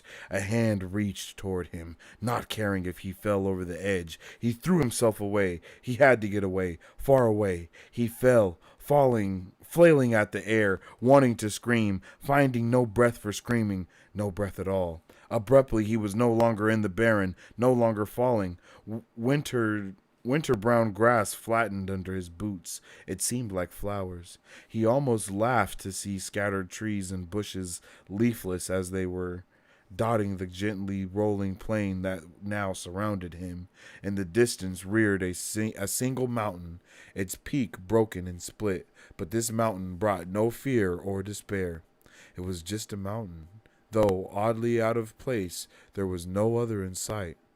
A broader river flowed by the mountain, and on an island in the middle of that river was a city such as might live in a gleeman's tale, a city surrounded by high walls, gleaming white and silver beneath the warm sun. With mingled relief and joy, he started for the walls, for the safety and serenity he somehow knew he would find beneath them. As he came closer, he made out soaring towers, many joined by wondrous walkways that spanned the open air. The high bridges arched from both banks of the river to the island city. Even at a distance, arched from both banks of the river to the island city. My bad. Even at a distance, he could see lacy stonework on those spans, seemingly too delicate to withstand the swift waters that rushed beneath them. Beyond those bridges lay safety, sanctuary. Of a sudden, a chill ran along his bones. An icy clamminess settled on his skin, and the air around him turned fetid and dank. Without looking back, he ran from the pursuer, whose freezing fingers brushed his back and tugged at his cloak. Ran from the light-eating figure with the face that he could not remember the face, except his terror. He did not want to remember the face. He ran, and the ground passed beneath his feet, rolling hills and flat plain. And he wanted to howl like a dog gone mad. The city was receding before him. The harder he ran, the further away drifted the white shining walls and haven. They grew smaller and smaller until only a pale speck remained on the horizon. The cold hand of his pursuer clutched at his collar. If those fingers touched him, he knew he would go mad. Or worse, much worse. Even as the surety came to him, he tripped and fell. "No!" he screamed and grunted as paving stones smacked the breath out of him. Wonderingly, he got to his feet. He stood on the approaches to one of the marvelous bridges he had seen rearing over the river. Smiling people walked by on either side of him. People dressed in so many colors they made him think of a field of wild flowers. Some of them spoke to him, but he could not understand, though the words sounded as if he should. But the faces were friendly, and the people gestured him onward, over the bridge with its intricate stonework, onward toward the shining, silver-streaked walls and the towers beyond, toward the safety he knew waited there. He joined the throng streaming across the bridge and into the city. Through massive gates set in tall, pristine walls. Within was a wonderland where the meanest structure seemed a palace. It was as though the builders had been told to take stone and brick and tile and create beauty to take the breath of mortal men. There was no building, no monument that did not make him stare with goggling eyes. Music drifted down the streets, 100 different songs, but all blending with the clamor of the crowds to make one grand, joyous harmony. The scents of sweet perfumes and sharp spices, of wondrous foods and myriad flowers, all floated in the air as if every good smell in the world were gathered there. The street by which he entered the city, broad and paved with smooth gray stone, stretched straight before him toward the center of the city. At its end loomed a tower larger and taller than any other in the city, a tower as white as fresh fallen snow. That tower was where safety lay, and the knowledge he sought. But the city was such as he had never dreamed of seeing. Surely it would not matter if he delayed just a short time in going to the tower. He turned aside on a narrower street where jugglers strolled among hawkers of strange fruits. Ahead of him down the street was a snow-white tower, the same tower, and in just a little while, he thought, and rounded another corner. At the far end of the street, too, lay the white tower. Stubbornly, he turned another corner, and each time the alabaster tower met his eyes. He spun to run away from it, and skidded to a halt before him, the white tower. He was afraid to look over his shoulder, afraid it would be there too. The faces around him were still friendly, but shattered hope filled them now. Hope he had broken. Still, the people gestured him forward, pleading gestures toward the tower, their eyes shone with desperate need, and only he could fulfill it. Only he could save them. Very well, he thought. The tower was, after all, where he wanted to go. Even as he took his first step, disappointment faded from those about him, and smiles wreathed every face. They moved with him, and small children strewed his path with flower petals. He looked over his shoulder in confusion, wondering who the flowers were meant for, but behind him were only more smiling people gesturing him on. They must be for me, he thought, and wondered why that suddenly did not seem strange at all. But wonderment lasted only a moment before melting away. All was as it should be. First one, then another began to sing, until every voice was lifted in a glorious anthem. He still could not understand the words, but a dozen interweaving harmonies shouted joy and salvation. Musicians capered through the onflowing crowd, adding flutes and harps and drums and a dozen sizes to the hymn.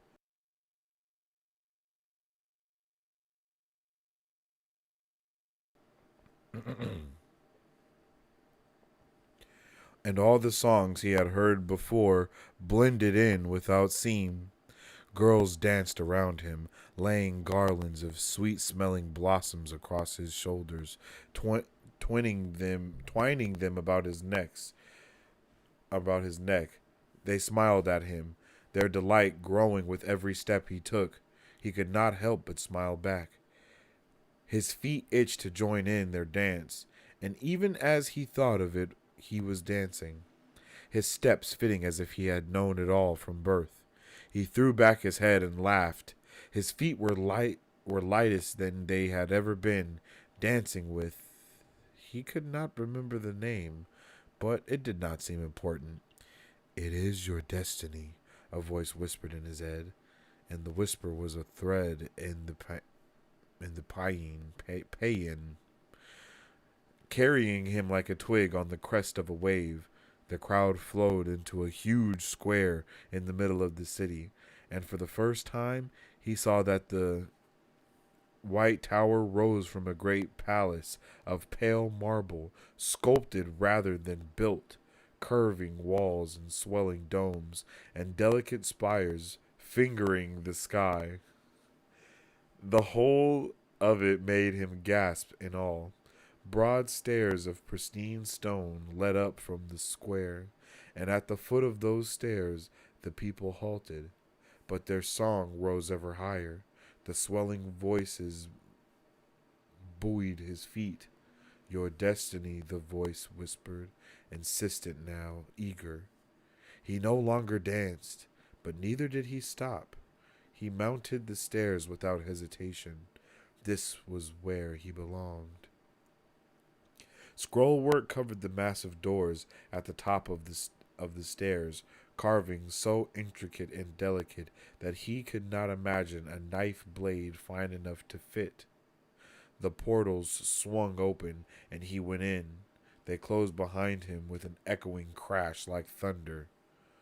"We have been waiting for you," the Midral hissed.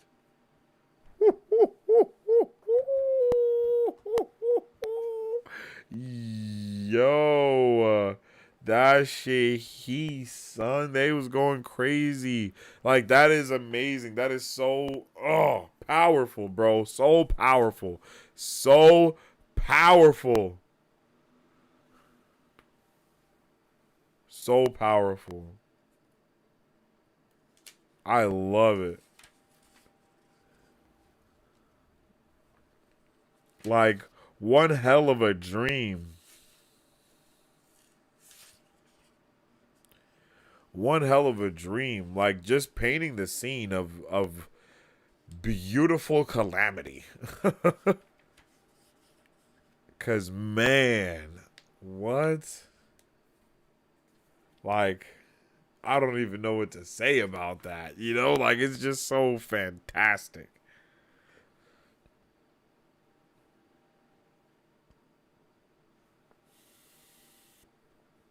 Good Lord. Okay.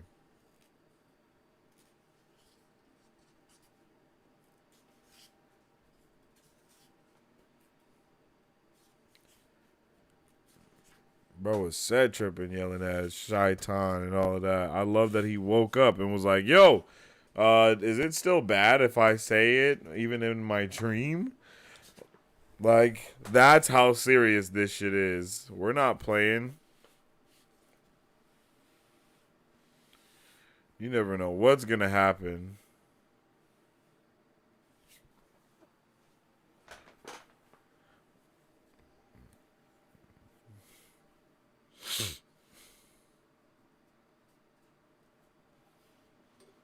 Just, whew, just painting a beautiful picture.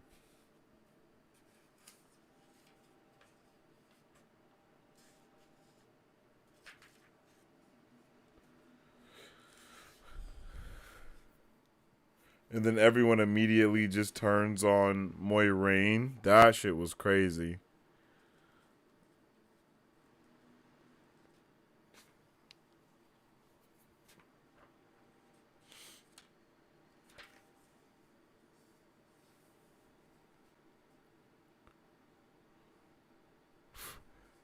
Yeah. Yeah. And then here we go. Here we go. Hold up. What chapter is this?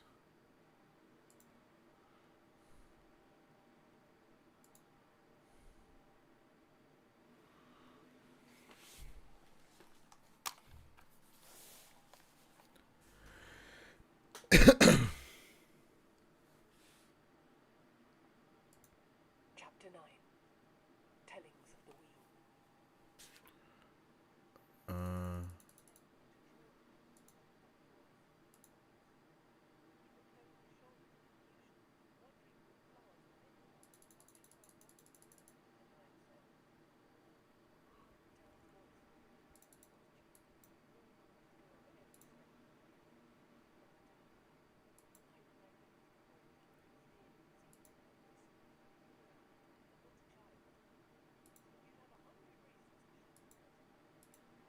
Hold on.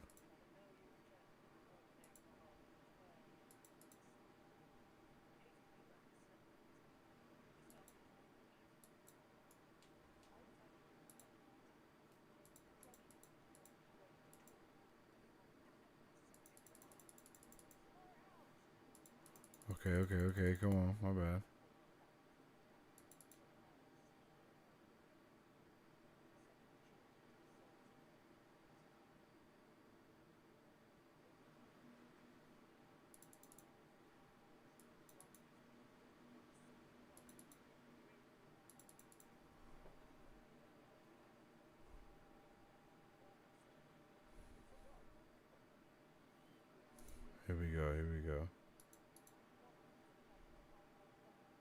Here we go, y'all.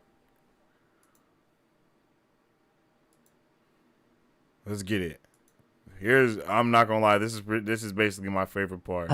The staff parallel to the ground, but the pale fire still jetted out, brighter than the torches. Men shied away, held up hands to shield their eyes from the pain of that brilliance. Is this what Aemon's blood has come to?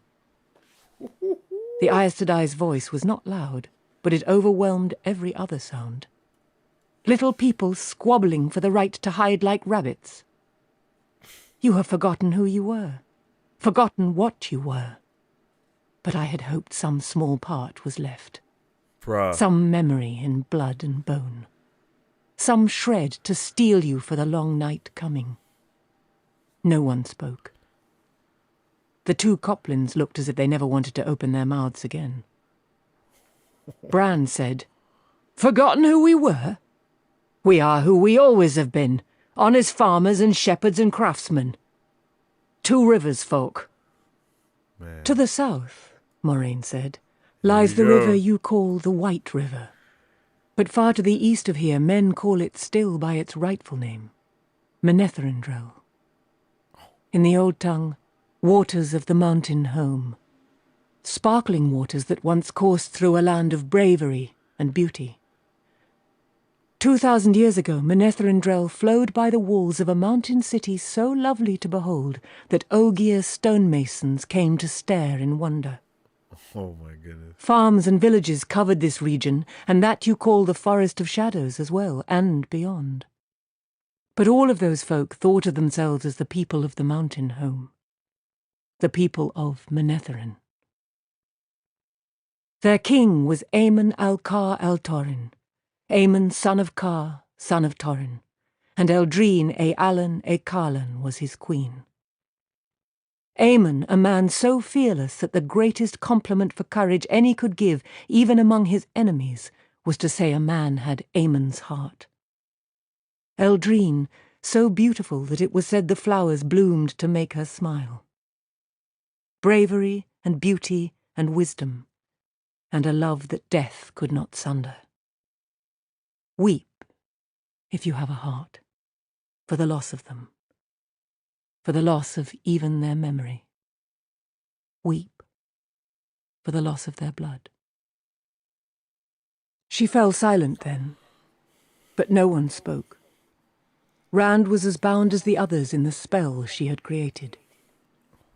When she spoke again, he drank it in, and so did the rest. For nearly 2 centuries, the Trolloc Wars had ravaged the length and breadth of the world, and wherever battles raged, the red eagle banner of Menetherin was in the forefront.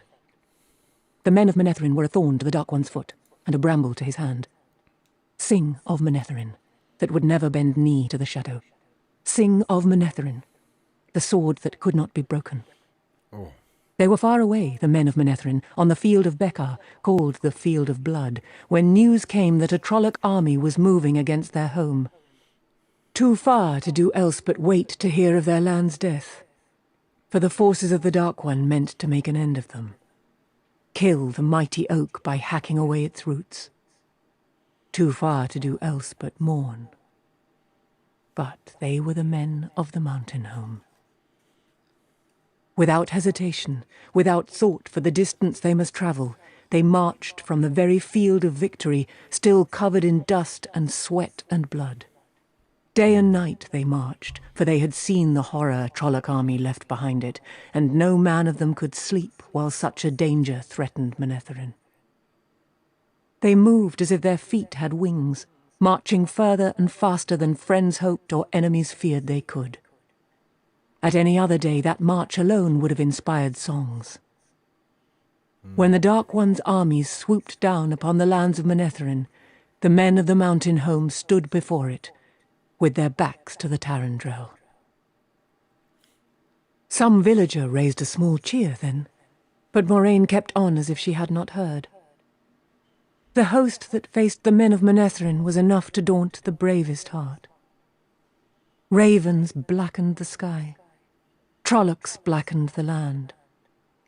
Trollocs and their human allies. Trollocs and dark friends in tens of thousands, and dreadlords to command.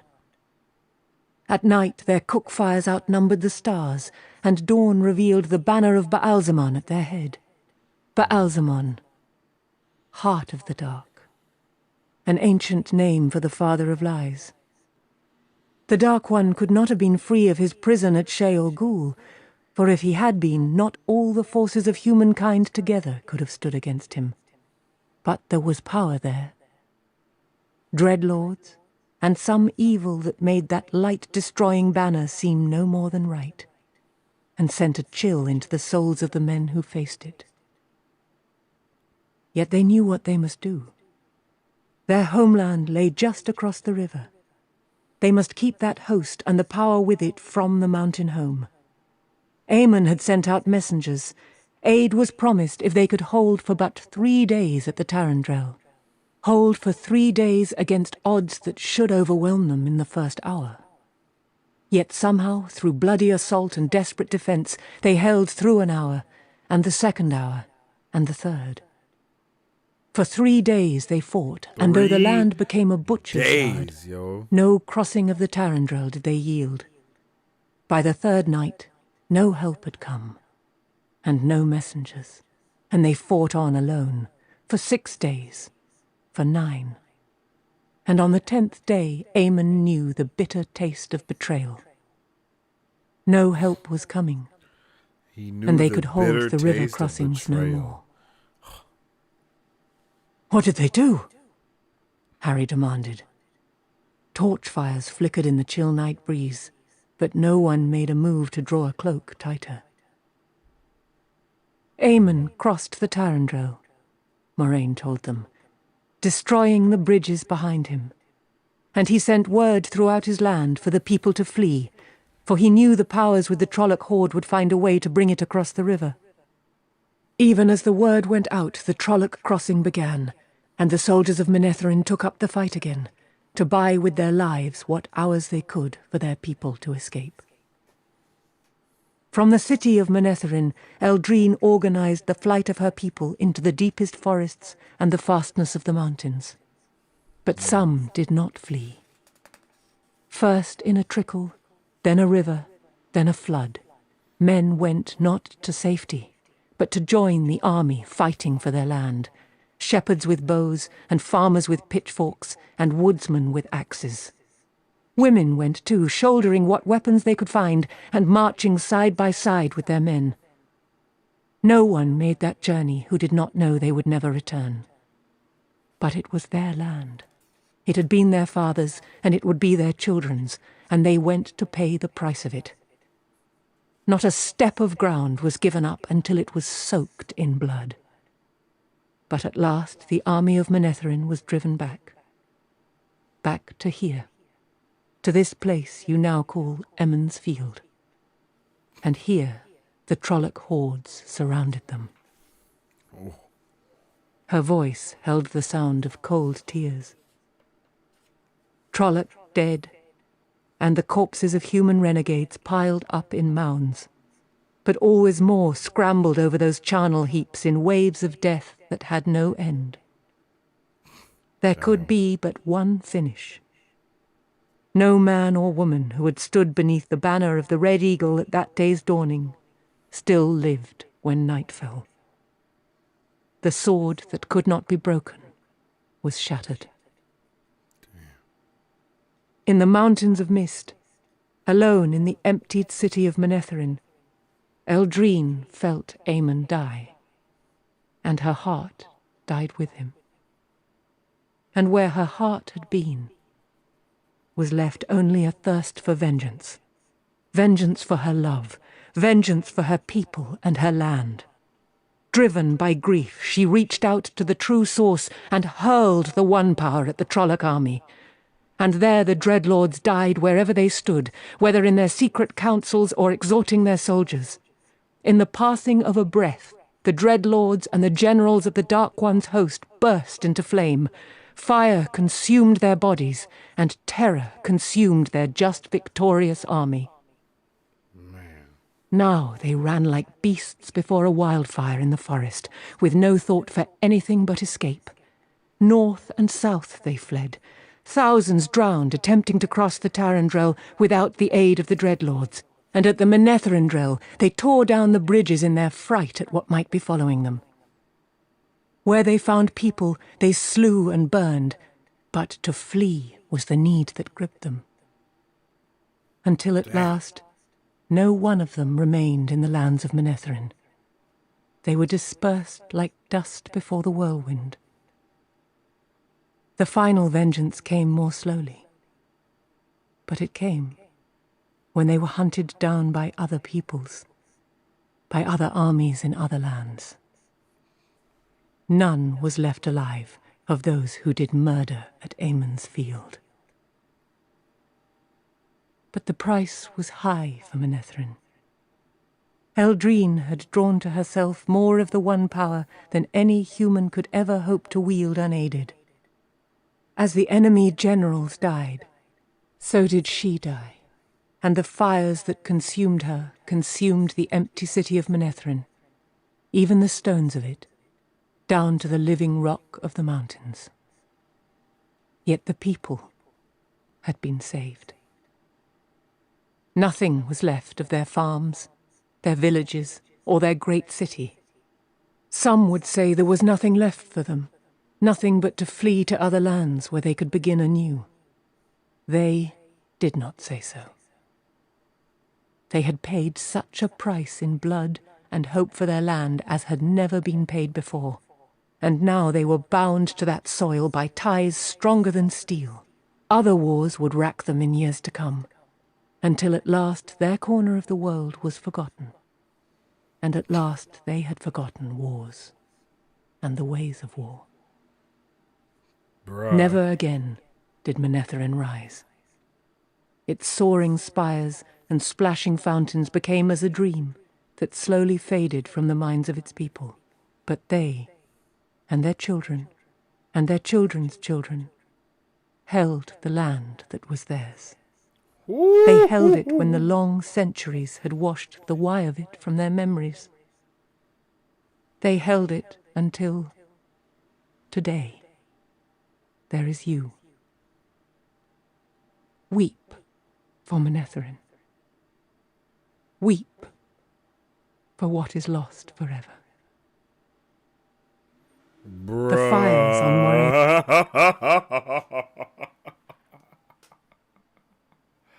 Yo, like, such a beautiful passage.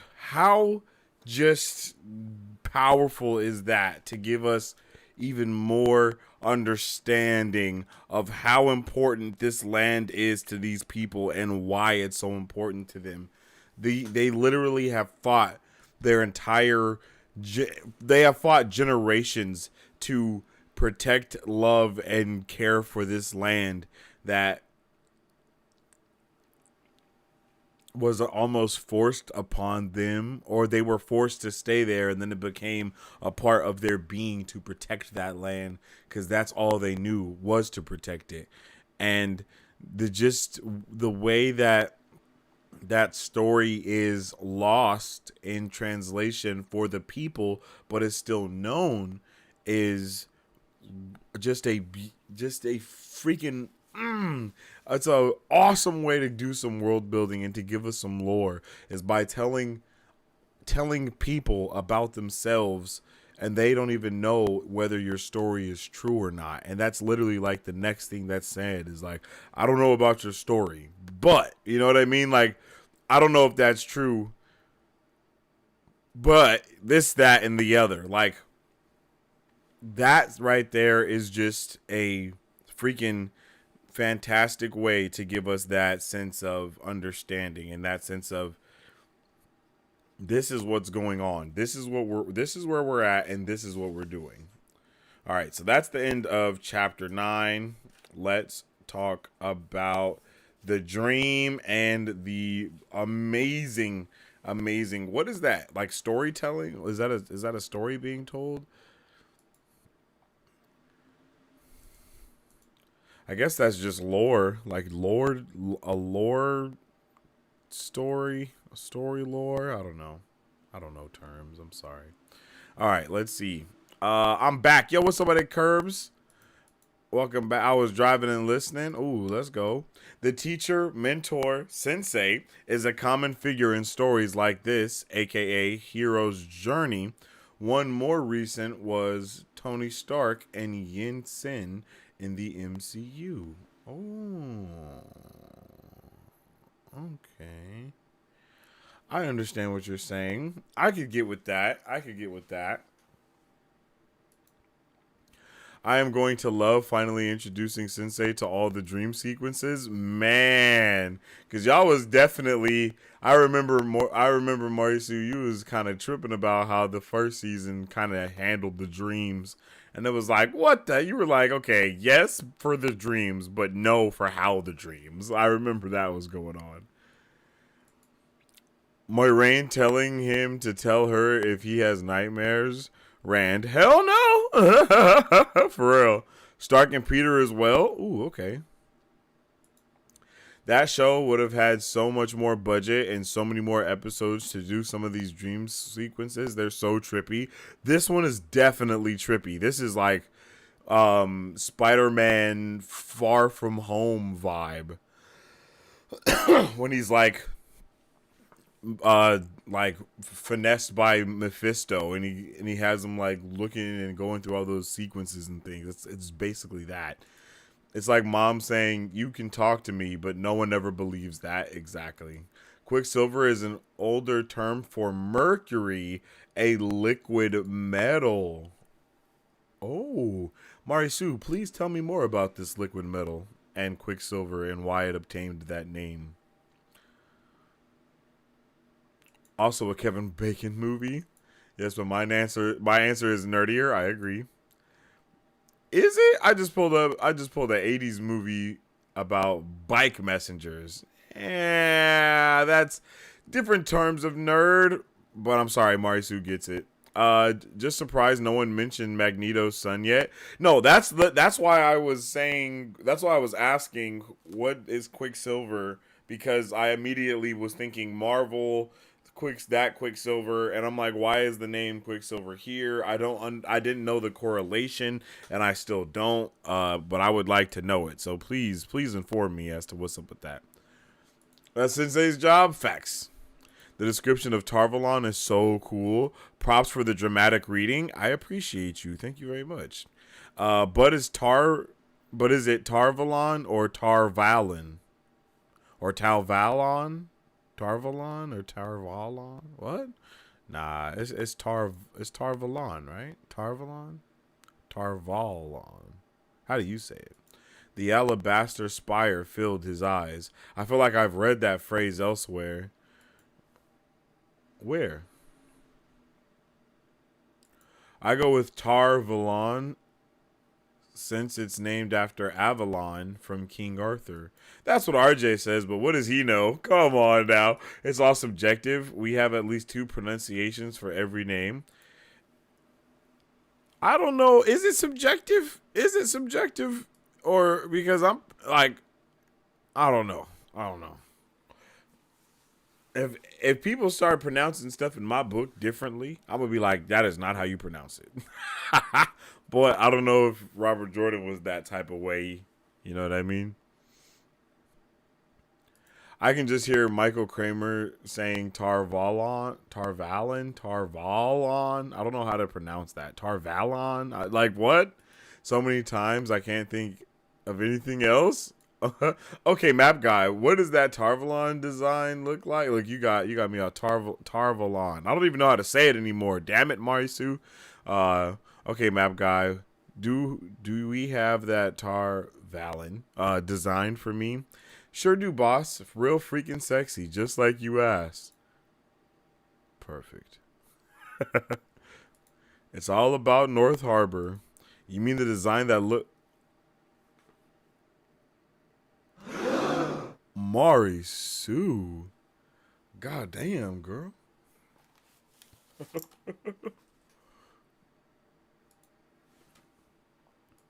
Puts them in line real quick. We're officially in chat after dark, I guess. Yeah, apparently that's how you guys wanted it. Everybody that's gonna be watching on the replay gonna be like, "Yo, what was going on in chat?" Hey, I don't know. Ask them. You know what I mean? That has has nothing to do with me. Chat was wildin'. Goddamn Coplins and Congers. Oh, nice. I haven't heard Rosamund Pike read Mandarin. Oh, Mandarin. Speech from the book. What a tale. I ran a whole Wheel of Time tabletop RPG based on this speech. Whoa, nice. Notice the linguistic difference. King Aemon to Aemon's field. Yeah, that's true. That's a good point, though. I like how it does evolve over time. That is nice. That is really nice. There are only about 3,000 stars visible to the naked eye in the best conditions, so that's really not that many fires. What are you talking about? Marisu.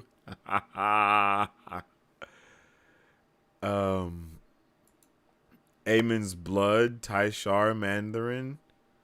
Land purchased in blood? Man, for real, for real. And after reading that, I pushed all my chips, and I was all in. Hey, for real. This is crazy. It's history. It is history, but there's another term for it. It's like something. Exposition, I suppose. Yeah.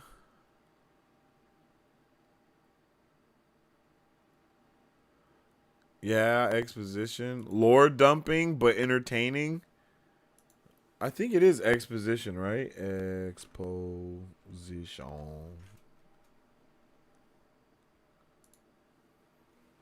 A comprehensive description and explanation of an idea or theory. A large public exhibition of art or trade goods. The introduction or beginning of a story that reveals important background information.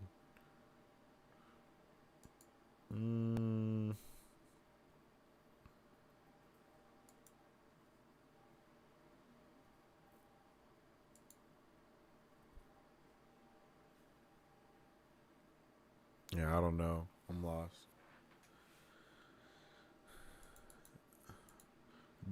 Just saying, Google Tarvalon map. Tarvalon map.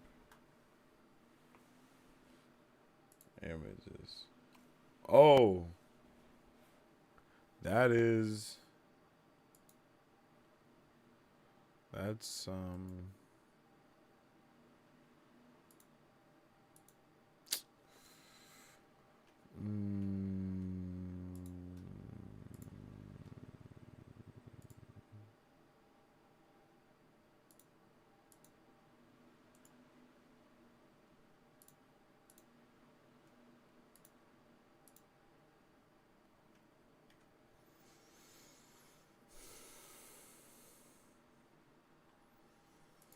Ladies and gentlemen, we have a vagina. I mean, I don't know what else to say. Like this is 1,000% a vagina.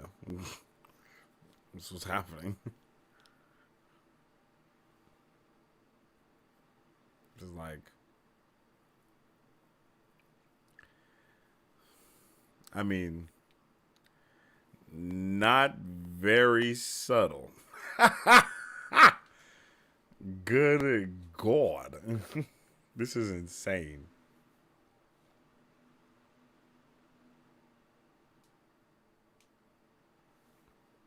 And it's not just a vagina.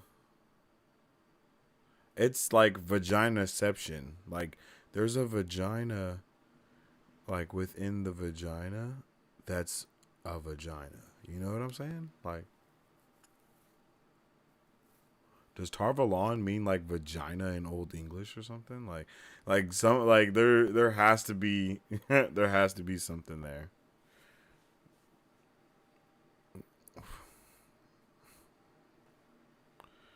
Oops.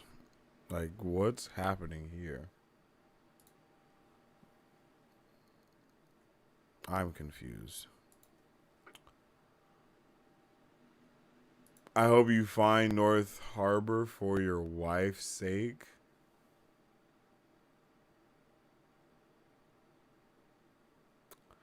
Well, damn. Well, why don't we ask her? It's a vajayjay. You can say it. His face. Exactly. I never got the map when I first read it as a 12-year-old. Yeah, that's crazy. And that's why I told you to never open a map in public. Like, whoa. There's only one shape it could take. What? How? How is that? What? There are so many.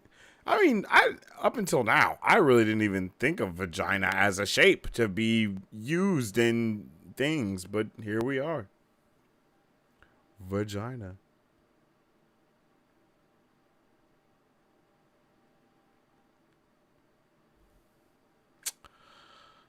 Well, that just happened.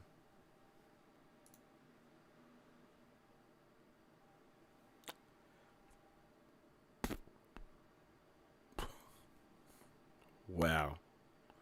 I'm just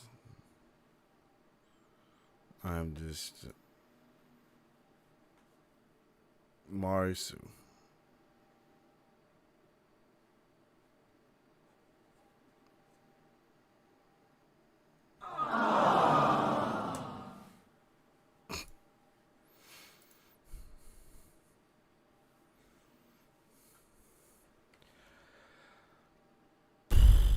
All right. Penis Tower on Vagina Island. I was trying not to say it, but it was just, I couldn't say anything else. It was just, it was just right there. I couldn't say anything else. I was trying to formulate a sentence, and it was not working. It's an island run by powerful women. It's 1 a.m. here. I ain't checking myself. LOL. Well, everybody that's watching this at 10 a.m. or 11 a.m. tomorrow on the replay, just know that Marisu was feeling spicy.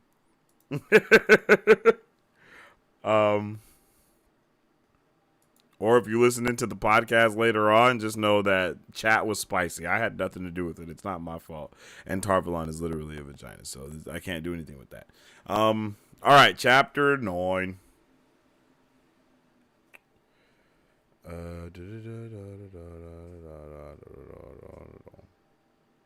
Oh, wait, no, chapter 10. Excuse me. We just did chapter 9.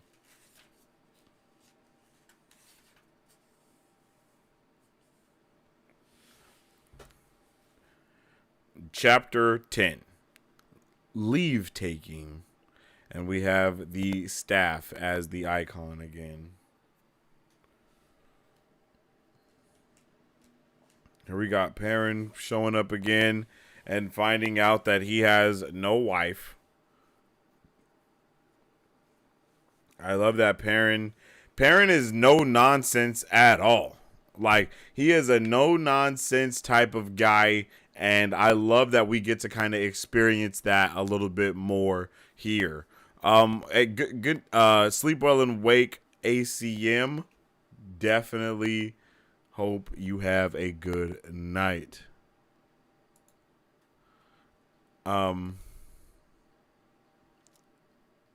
Yeah, I really appreciated being able to see Perrin be this different type of character than what we got in,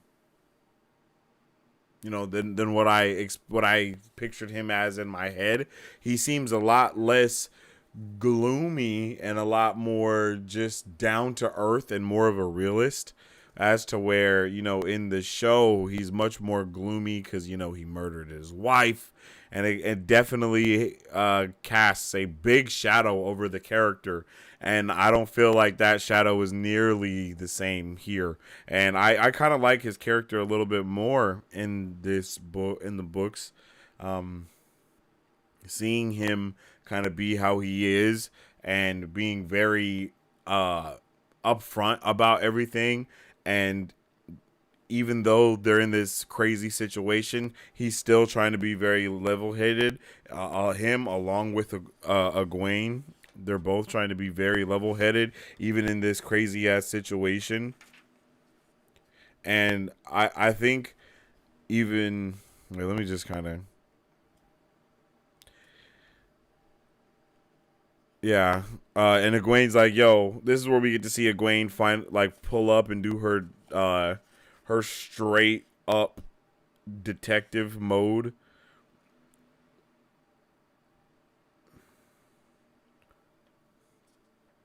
How did you find out we were leaving? First, she told him patiently, I saw Matt creeping about, trying hard not to be noticed. Then I saw Perrin attempting to hide that absurd axe under his cloak. I knew Lan had bought a horse, and it suddenly occurred to me to wonder why he needed another. And if he could buy one, he could buy others. Putting that with Matt and Perrin sneaking about like bull calves pretending to be foxes, well, I could see only one answer. I don't know if I'm surprised or not to find you here, Rand, after all your talk about daydreams. With Matt and Perrin involved, I suppose I should have known that you would be in it too. The Trollocs! Rand, if you decided to see some of the world, well and good, but please spare me any of your nonsensical tales. Does she not know what just happened? How does, I know that not everybody's houses was burned down, but gee, there ain't dead Trollocs in the streets.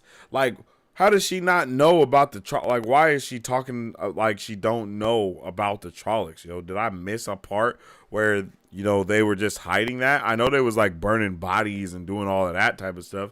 So why does she act like she don't know about nothing?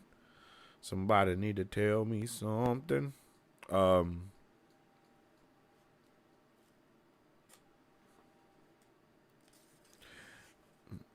A startled expression darted across Lan's face. It was gone in an instant, leaving him outwardly calm, but furious words erupted from him.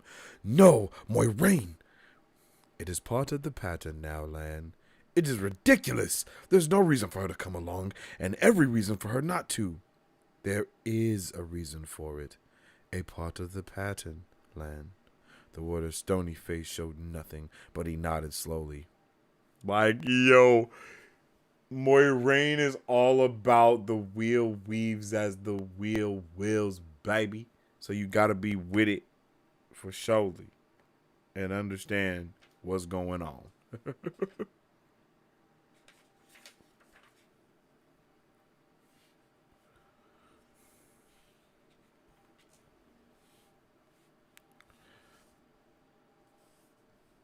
Okay, why was Thom not introduced until way later in the show? Well, it felt like way later in the show, but why was he just not important? Why was he just not there? He's here in the town. He's traveling with them as soon as they leave in the beginning of the book. What? We're in the first 10 chapters, and he's very apparent here. But he was not anywhere in the show yet. It's definitely, I love being able to dissect these narrative choices that they went with, and I love not knowing the rest of the story, so I can't I don't know certain answers, and you guys are like, and I know something that you guys have said a lot is the changes are interesting to me mostly because I don't know the full story, and what they're doing is not adapting the first book, they're adapting the entire story overall, and they're doing a pretty damn good job at it because they're taking in all of the things that we learned throughout the story and giving it to us in a easily digestible way to please our viewer experience as much as they possibly can.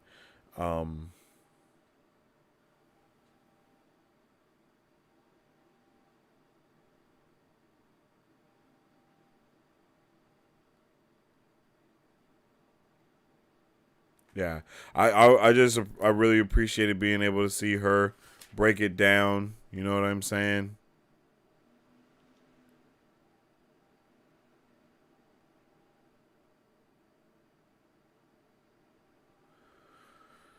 Let's see.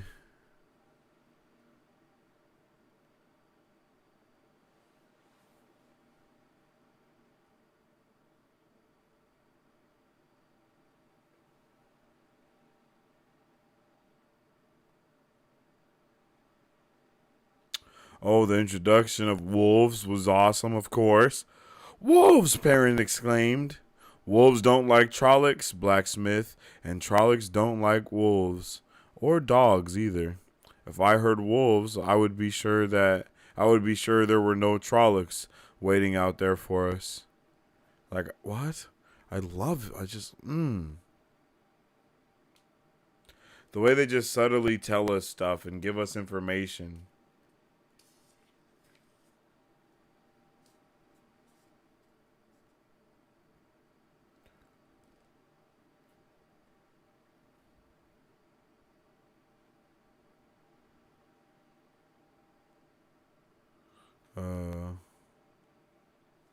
Oh, it is too much to hope otherwise. If the Midral has a Draghar at his command, then he will soon know where we are. If he does not already, we must move more quickly than we can across country. We may still reach Terran Ferry ahead of the Midral, and he and his Trollocs will not cross as easily as we. A Drakal, Egwene said. What is it? It was Tom Marilyn. It was Tom Marilyn who answered her hoarsely. In the war that ended the age of legends, worse than Trolloc and half men were created. Moraine's head jerked towards him as he spoke. Not even the dark could hide the sharpness of her look. Before anyone could ask the Gleeman for more, Land began giving directions. We take to the North Road now. For your lives, follow my lead. Keep up and keep together. Yo, what? Like, I love, like, what the hell is a Drakkar? Like, why didn't we know anything about the Drakkar before? Like, why is this our first introduction to the Drakkar? Like, so much goody goodness in there, man. This book is fantastic. Just giving us so much knowledge, so much background, so much understanding in who these characters are. And it's just like, man, there's so much more that I didn't know about. And it's so like, quote unquote, exhilarating to be able to go on this different journey from the one that I was already on about this same exact content. Freaking fantastic. All right, let's jump into chat and see how everybody doing. Perrin is very cerebral in the books. Most of his POV is in his head. Yeah, yeah, okay. I like that though. Killing his wife in the show was just too much. They wanted a clear reason why he was so cautious, but too much. Yeah, way too much. I mean, bruh. I mean, I feel like the attack alone could have done enough to let him to be cautious, right?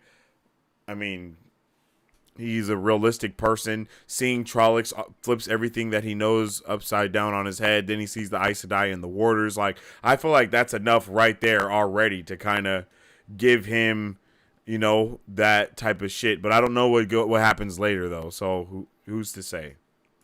Egwene just got to insert herself on the trip. I like that, though.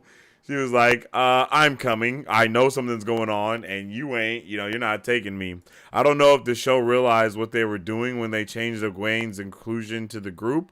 In the book, Egwene is the only one who chooses to go. It's so important to her personality. Yeah, it's important to her personality that she chooses to go, and she's kind of naive about the reason behind the going, and that also shows more about her character, right? Is she has this point to prove, and she really doesn't believe in everything that everyone else believes in the way that they do, or she doesn't see things to happen the way that they do. And I believe even Moiraine says that when she comes to them, or maybe it was Lan, and he's like, the most level-headed out of all of them, or the strongest of them all, or whatever the case may be, or whatever it is that he says, is just really honing in or hammering it in of what the hell is really happening there. And I just thought that was dope. I think it was a good call having Perrin kill his wife, but I can't explain why without spoilers. Okay, bet. We'll just put in a pin. We'll put a pin in it. The 8 episodes were filmed in 2-episode chunks. Tom was included in episodes 3 and 4. It would have cost way more to include him in the first 2 episodes, which were already crowded. Oh, budget issue. I think more of a space issue than budget. Rule of thumb is you don't introduce more than 7 characters at once. Episode 1 was crammed already. I see. That makes sense, though. Drakkar are nasty. Sparkly vampires. I have a shirt. It has 2 crossed wooden stakes and says, "And then Buffy staked Edward. The end." Nah, that's crazy. That's pretty insane. I like chapter 9. Like I've said already. These chapters are very. They're not calm, but they are. You know what I mean? They're calm, but they're still freaking hectic at the same time. We're learning so much. They're filled with so much information, but they're so patient. They're so forgiving. I don't even know. Yeah, man. I don't know what else to say.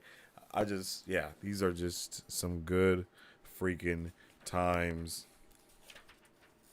I think chapter 10 is on. No, I think all these next chapters are on the shorter side. Yeah. Everything else is kind of on the shorter side.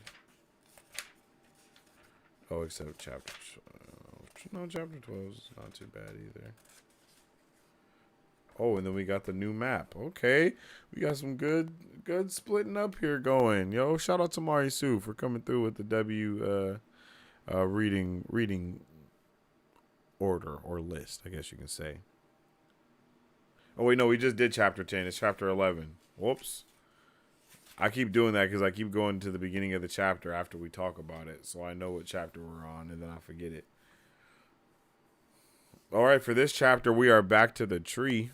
Well, you know what? Actually, before we get into this chapter, I am going to tell y'all about something y'all already heard about, but it's just so I can go run and get some water real quick. So let me go grab some water, and I'm going to leave y'all with us. What is up, Super Fam? How's it going, everyone? Welcome to Marvel Bros, where we discuss all things Marvel and everything pop culture. We started Marvel Bros back in 2019 because we have a love for not only Marvel movies and comics, but because we wanted to have a place where people could stay up to date with all pop culture news. Here, you will have access to all of our content, whether it be trailer reactions. You look like He-Man. Oh! And most importantly, controller. Go! Character breakdowns. Welcome to Marvel Bros Breakdown. Welcome to Marvel Bros Breakdown, where we dive deeper into characters and theorize about the latest films. Pop culture news updates. On today's pop culture news update. Today's pop culture news update. Or movie reviews. We love to have open discussions here on the channel, so feel free to join us when we go live. Battle Cove, I like that Kang's motives are understandable in the same way Thanos' motives were. That's exactly what we're saying. That was pretty awesome. Well. or jump in the comment section of a trailer reaction or breakdowns so we can theorize, converse, and nerd out. Follow us on social media at Marvel Bros to stay up to date with the latest news, rumors, content, and more. You can also join our Discord where we are constantly having conversations pertaining to Marvel, DC, Star Wars, anime, and everything pop culture. All of our past pop culture news updates are available wherever you listen to podcasts at. If you guys would like to support Marvel Bros, all you gotta do is visit our website at www.marvelbros.com and buy some merch. Represent the superfan. To get early access to content, patron-only scoops, giveaways, private Q&As, and those sacred watch parties.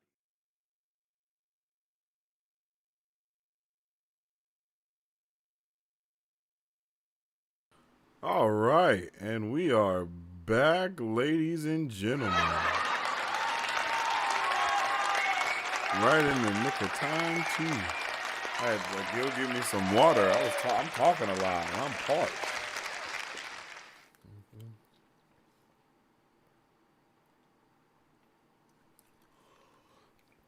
Damn. That's some good water right there.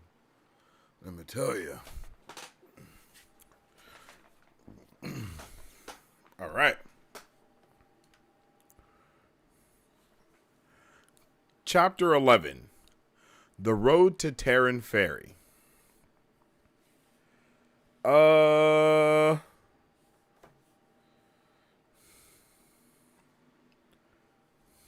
Let's see.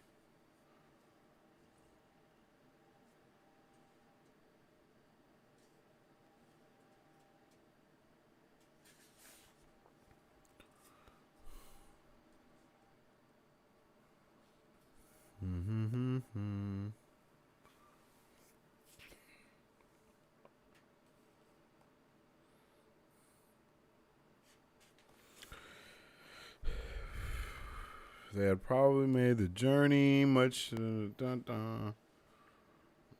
get small back.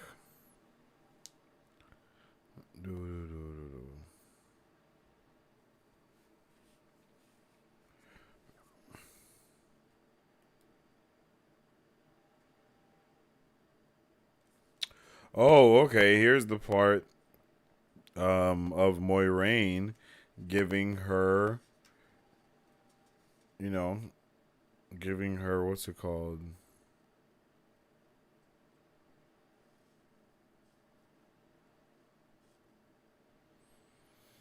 Oh, giving like her energy to everyone to heal them.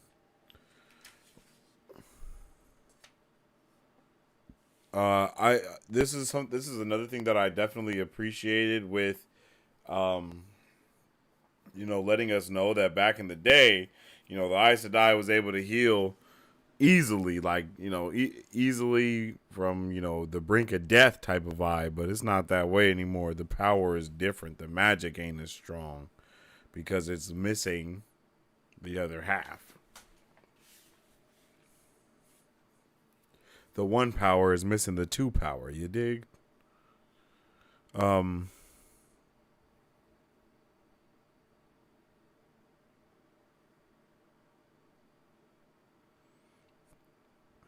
Oh, here we go. A scream ripped through the darkness. A sound like a man dying under sharp knives, and wings swooped low above the party. The night deepened in the shadow that swept over them. With panicked cries, the horses reared wildly. The wind of the Drakar's wings beat at Rand with a feel like this touch of slime, like chittering in the dank dimness of a nightmare. He had no time even if to feel the fear of it. Cloud exploded into the air with this clinging thing. Rand, hanging onto the reins, was jerked off his feet and dragged across the ground. Cloud screaming as though the big gray felt wolves tearing at his hocks. Like, bro, it was going down.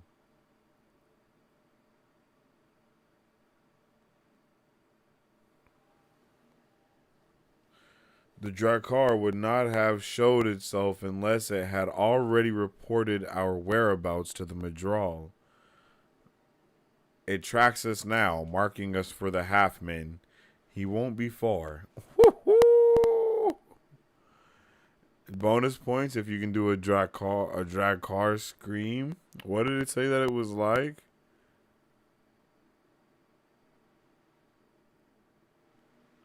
Like a man dying under sharp knives.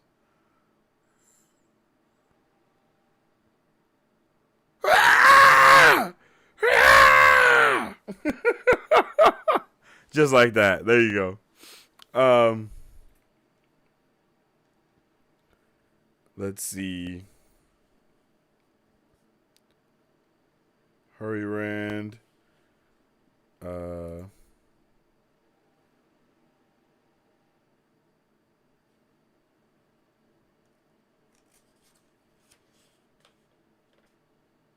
They galloped in a knot, horses all about, all but jostling together as they ran. Lan ordered them to spread out again, but no one wanted to be even a little alone in the night. A scream came from high overhead. The warder gave up and let them run clustered.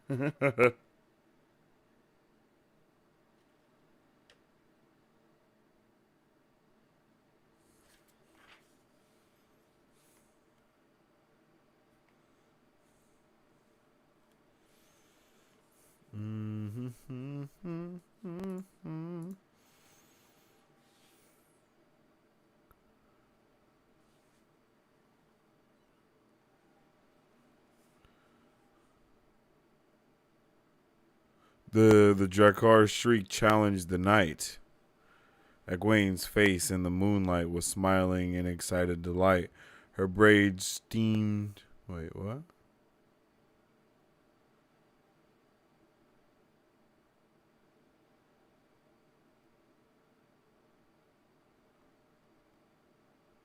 Oh.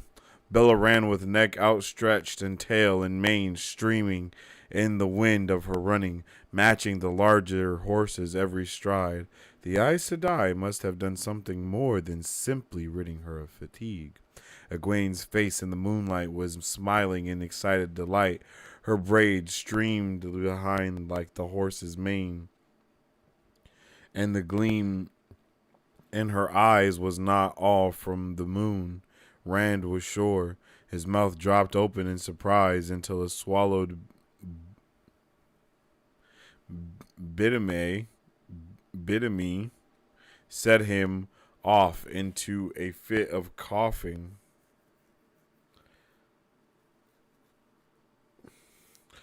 Lan must have asked a question, for Moiraine suddenly shouted, "I cannot! Most especially not from the back of a galloping horse. They are not easily killed, even when they can be seen. We must run and hope." Yo, that shit was on their ass.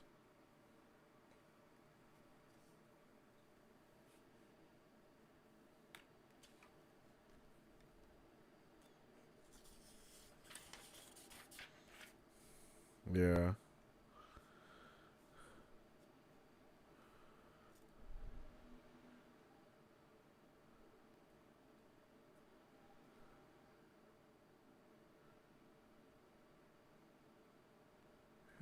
Yep. I think that's it. Oh. Here we go. Lan's pounding went on. A light appeared in the window of the next house, and someone shouted angrily, but the warder kept on with his drumming. Abruptly, the door was flung back by a man in a nightshirt that flapped about his bare ankles. An oil lamp in one hand illuminated a narrow face with pointed features. He opened his mouth angrily, then let it stay open as if his head swiveled to take in the fog, eyes bulging. "What's this?" he said. "What's this?" Chill gray tendrils curled into the doorway, and he hurriedly stepped back away from them. "Mr. Hightower," Lance said, "just the man I need. We want to cross over on your ferry." He never even saw a Hightower, Matt snickered. Rand made shushing motions at his friend. The sharp-faced fellow raised his lamp higher and peered down at them suspiciously. But money talks. Money talks is what we figured out right there at the end. Money talks. So that's chapter 11.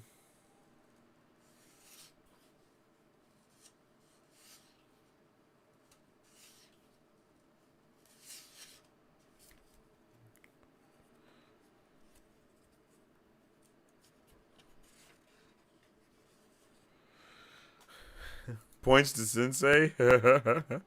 I really love Dark Willow the most. I'm particularly fond of the girl power speech in the finale. Every girl who can stand up will stand up. Buffy Summers is an icon. Careful, or this might become a Buffy reaction channel. You know, I'll watch anything y'all want me to. I'd be okay with as well in between books cover half a season. LOL. You're hilarious. I love how chase scenes are done in this series. We'll get a few points awarded. LOL.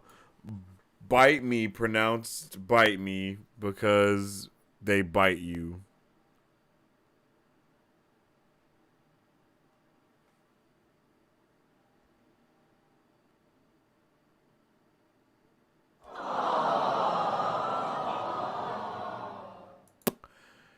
You know what? I was like, there's no way it's bite me, right? It's bite me. I'm staying with Bitter May.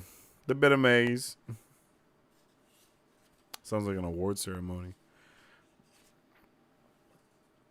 Yeah, that's a good chapter too. Nothing too major, really.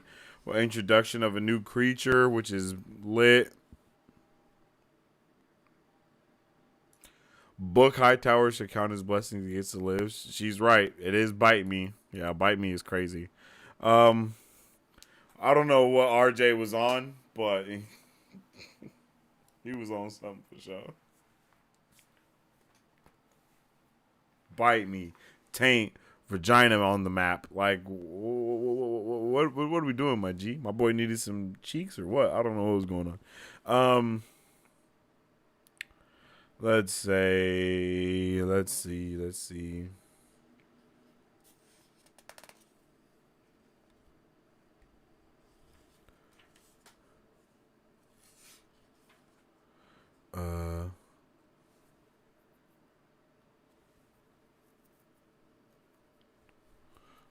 They get to the ferry. This is another part that was in the show.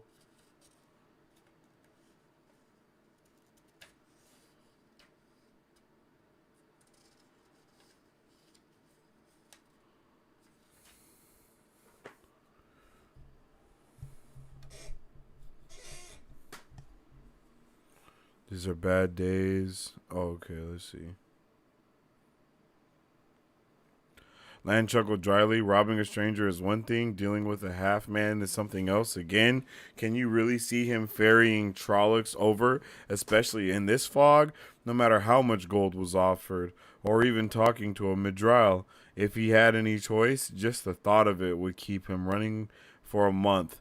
I don't think we have to worry very much about dark friends in Terran Ferry. Not here. We are safe. For a time, at least. From this lot, anyway. Watch yourself. Hightower had turned from peering into the fog ahead, pointed face pushed forward and torch held high. He stared at Lan and Ran as if seeing them clearly for the first time. Deck planks creaked under the hauler's feet, and the occasional stamp of a hoof. Abruptly, the ferryman twitched as he realized they were watching him, watching them. With a leap, he spun back to looking for the far bank, or whatever it was he saw in the fog. Say no more, Lan said softly, so softly Rand almost could not understand. These are bad days to speak of Trollocs or dark friends. or the father of lies, with strange ears to hear. Such talk can bring worse than the dragon's fangs scrawled upon your door. Rand felt no desire to go on with his questions. Gloom settled on him even more than it had before. Dark friends, as if Fades and Trollocs and Draghar were not enough to worry about. At least you could tell a Trolloc at sight. Abruptly, pilings loomed shadowy in the mist before them. The ferry thudded against the far bank, and the haulers were hurrying to lash the craft fast and let down the ramp at the end with a thump, while Matt had Perrin announced loudly that the Terran was not half as wide as they had heard. Lan led his stallion down the ramp, followed by Moiraine and the others, as Rand, the last, took Cloud down behind. Bella, Master Hightower, called out angrily, "Here now, where's my gold?" Bro was set tripping. He's like, "Bro, give me my money. Give me my money. What are you doing?"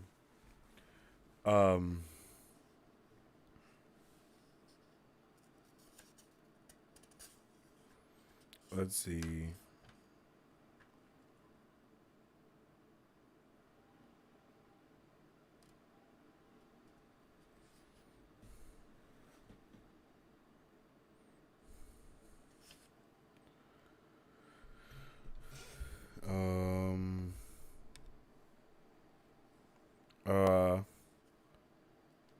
There, Lance said, handing a last coin to Hightower. As agreed,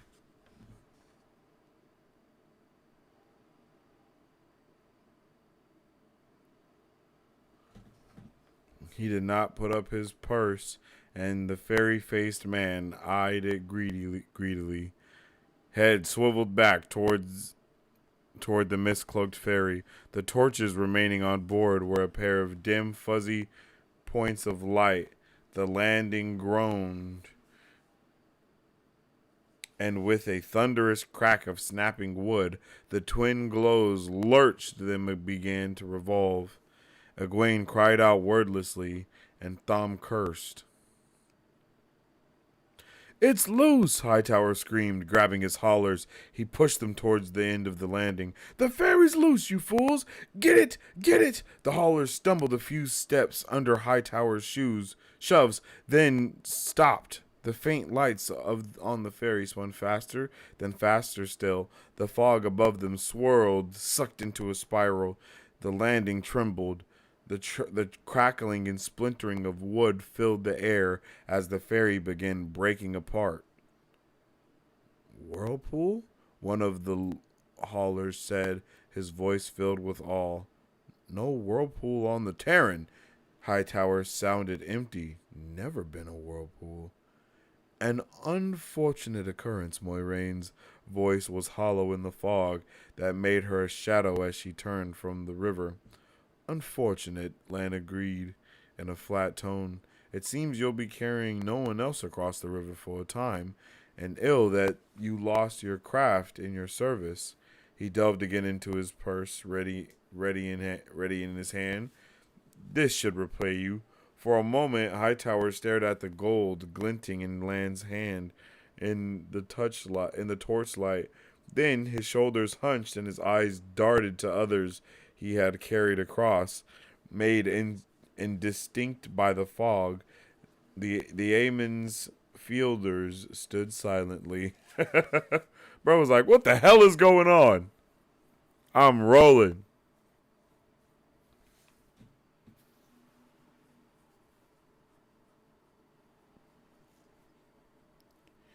He's like, "God damn these people."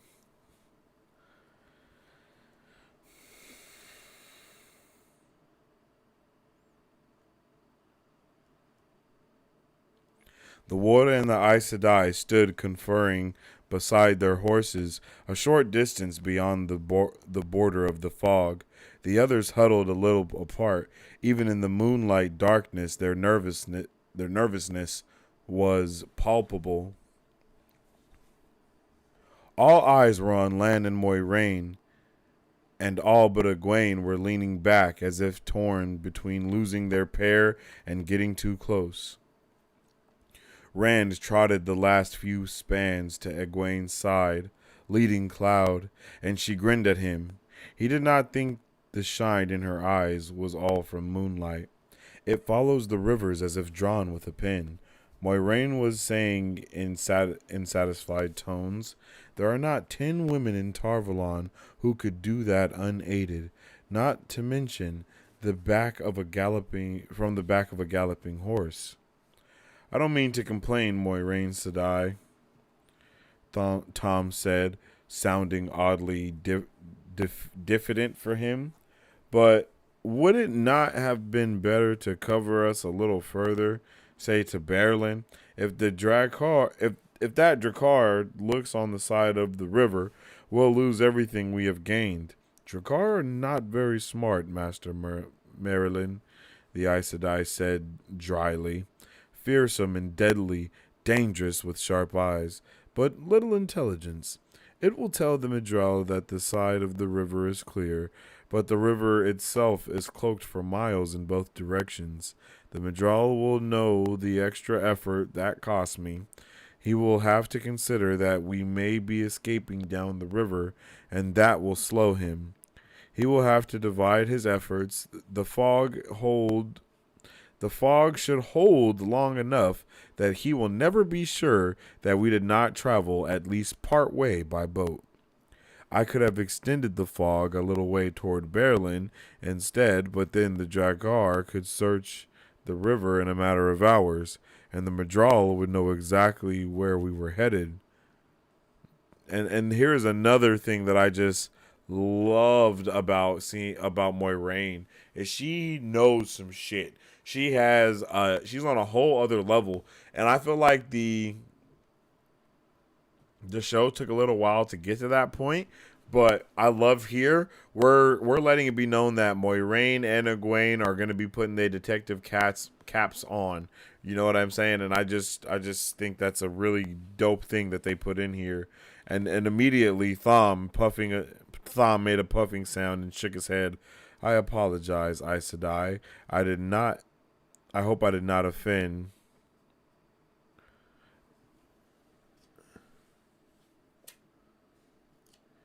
Finally, Moiraine spoke, and her voice filled with the empty silence with sharpness.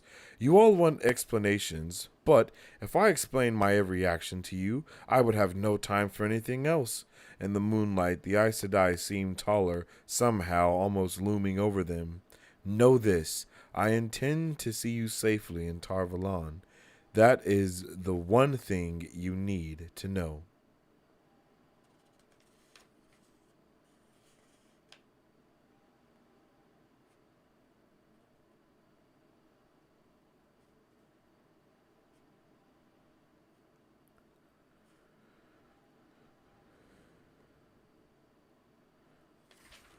Oh, snap.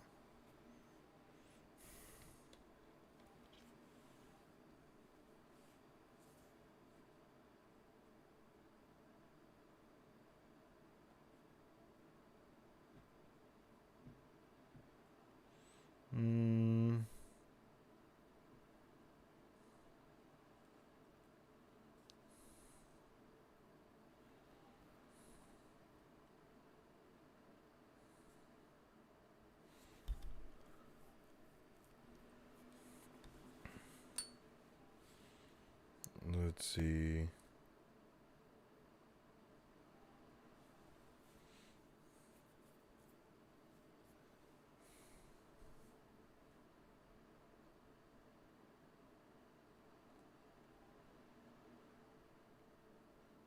Here we go. The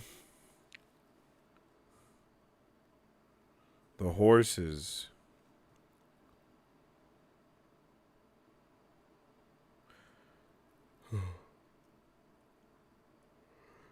They rest easier without the saddles, but if we must leave quickly, there may be no time to replace them. They don't look to me like they need any rest, Perrin said, as he attempted to slip a feed bag over his mount's muzzle. The horse rocked in its head before allowing him. Oh, the horse rocked its head before allowing him. There we go. Damn.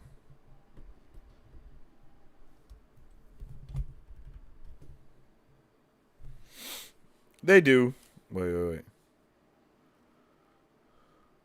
Oh, they don't look like they needed any rest, parents said as he attempted to slip a feed bag over his mount's muzzle. The horse tossed its head before allowing him to put the straps in place.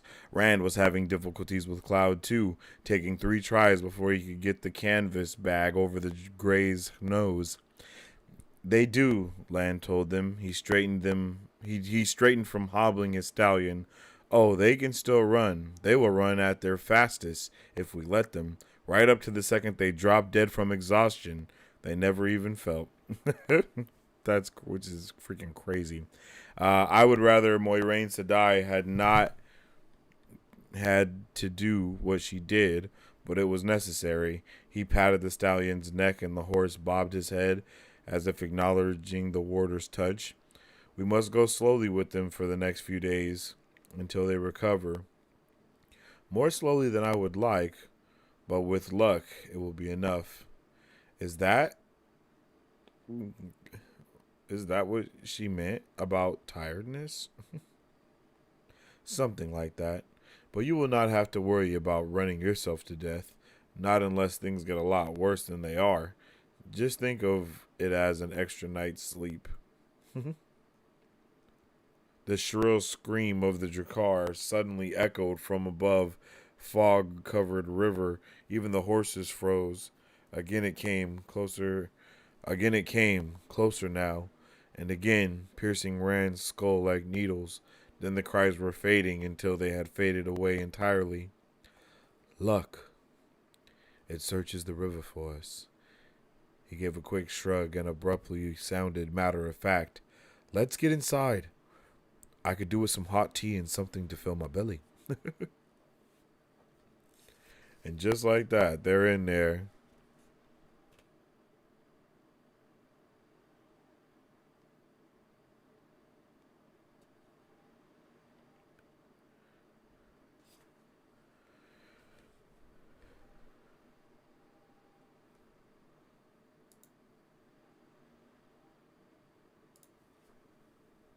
And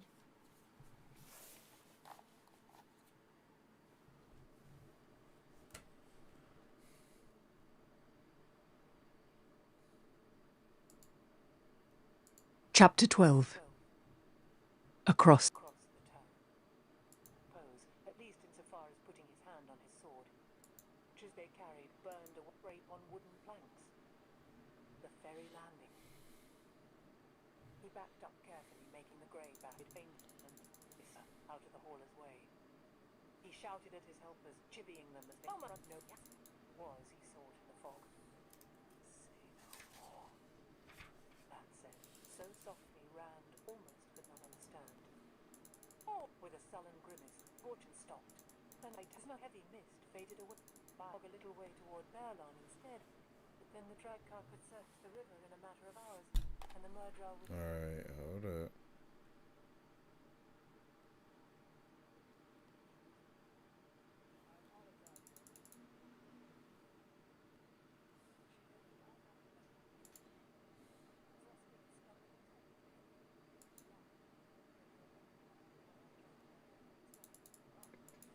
Okay, we're almost there.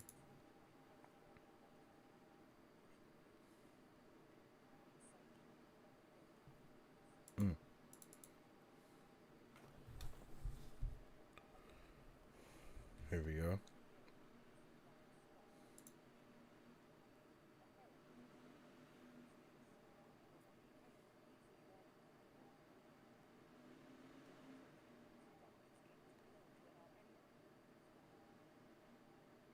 From a small fire on a bed of river stones drifted up and through. The draught was enough to keep the space free of smoke, but the interweaving was too thick to let out even a glimmer of the flames. Moraine and Egwene, their cloaks thrown aside, sat cross-legged, facing one another beside the fire. Another moment I'm sad The we one missed power, from Moraine was saying, show. comes from the true source, the driving force of creation, the force the Creator made to turn the wheel of time. She put her hands together in front of her and pushed them against each other. Saidin, the male half of the true source, and Saidar, the female half, work against each other and at the same time together to provide that force. Saidin, she lifted one hand, then let it drop, is fouled by the touch of the Dark One, like water with a thin slick of rancid oil floating on top. The water is still pure, but it cannot be touched without touching the foulness. Bruh, Only crazy Saidar is still analogies safe coming to be through. used. Egwene's back was to Rand. He could not see her face, but she was leaning forward eagerly. Matt poked Rand from behind and muttered something, and he moved on into the tree cavern. Moraine and Egwene ignored his entry. The other men crowded in behind him, tossing off damp cloaks, settling around the fire, and holding hands out to the warmth. Lan, the last to enter, pulled water bags and leather sacks from a nook in the wall, took out a kettle, and began to prepare tea. He paid no attention to what the women were saying, but Rand's friends began to stop toasting their hands and stare openly. Tom pretended that all of his interest was engaged in loading his thickly carved pipe, but the way he leaned toward the women gave him away. Moraine and Egwene acted as if they were alone. "No," Moraine said in answer to a question Rand had missed. "The true source cannot be used up any more than the river can be used up by the wheel of a mill. The source is the river, the Aes Sedai the water wheel." "And do you really think I can learn?" Egwene asked. Her face shone with eagerness. Rand had never seen her look so beautiful, or so far away from him. "I can become an Aes Sedai." Rand jumped up, cracking his head against the low roof of logs. Tom Merrilin grabbed his arm, yanking him back down. "Don't be a fool," the Gleeman murmured. He eyed the women, neither seemed to have noticed, and the look he gave Rand was sympathetic. "It's beyond you now, boy." "Child," Moraine said gently, "only a very few can learn to touch the true source and use the one power. Some of those can learn to a greater degree, some to a lesser. You are one of the bare handful for whom there is no need to learn. At least, touching the source will come to you whether you want it or not. Without the teaching you can receive in Tar Valon, though, you will never learn to channel it fully, and you may not survive. Men who have the ability to touch Saidin born in them die, of course, if the Red Aja does not find them and gentle them." Tom growled deep in his throat, and Rand shifted uncomfortably. Men like those of whom the Aes Sedai spoke were rare. He had only heard of 3 in his whole life, and thank the light, never in the Two Rivers. But the damage they did before the Aes Sedai found them was always bad enough for the news to carry, like the news of wars or earthquakes that destroyed cities. Damn. He had never really understood what the Ajas did. According to the stories, they were societies among the Aes Sedai that seemed to plot and squabble among themselves more than anything else. But the stories were clear on one point. The Red Aja held its prime duty to be the prevention of another breaking of the world, and they did it by hunting down every man who even dreamed of wielding the one power. Matt and Perrin looked as if they suddenly wished they were back home in their beds. But some of the women die, too. It is hard to learn without a guide. The women we do not find, those who live, often become... Well, in this part of the world they might become wisdoms of their villages. The Aes Sedai paused thoughtfully. The old blood is strong in Emond's Field, and the old blood sings. I knew you for what you were the moment I saw you. No Aes Sedai can stand in the presence of a woman who can channel, or who is close to her change, and not feel it. She rummaged in the pouch at her belt and produced the small blue gem on a gold chain that she had earlier worn in her hair. You are very close to your change, your first touching. It will be better if I guide you through it. That way you will avoid the unpleasant effects fates that come to those who must find their own way. Egwene's eyes widened as she looked at the stone, and she wet her lips repeatedly. Does that have the power? Of course not, Moraine snapped. Things do not have the power, child. Even an Angreal is only a tool. This is just a pretty blue stone. But it can give off light. Here. Egwene's hands trembled as Moraine laid the stone on her fingertips. She started to pull back, but the Aes Sedai held both her hands in one of hers and gently touched the other to the side of Egwene's head. Look at the stone, the Aes Sedai said softly. It is better this way than fumbling alone. Clear your mind of everything but the stone. Clear your mind and let yourself drift. There is only the stone and emptiness. I will begin it. Drift and let me guide you. No thought. Drift. Rand's fingers dug into his knees, his jaws clenched until they hurt. She has to fail. She has to. That is crazy. Light bloomed in the stone, just one flash of blue and then gone. No brighter than a firefly, but he flinched as if it had been blinding. Egwene and Moraine stared into the stone, faces empty. Another flash came, and another, until the azure light pulsed like the beating of a heart. It's the Aes Sedai, he thought desperately. Moraine's doing it, not Egwene. One last feeble flicker, and the stone was merely a bauble again. Rand held his breath. For a moment, Egwene continued to stare at the small stone. Then she looked up at Moraine. I thought I felt something, but perhaps you're mistaken about me. I'm sorry I wasted your time. I have wasted nothing, child. A small smile of satisfaction flitted across Moraine's lips. That last light was yours alone. It was? Egwene exclaimed, then slid immediately back into glumness. But it was barely there at all. Now you're behaving like a foolish village girl. Most who come to Tarvalon must study for many months before they can do what you just did. You may go far. Perhaps even the Amelin seat one day if you study hard and work hard. You mean... With a cry of delight, Egwene threw her arms around the Aes Sedai. Oh, thank you! Rand, did you hear?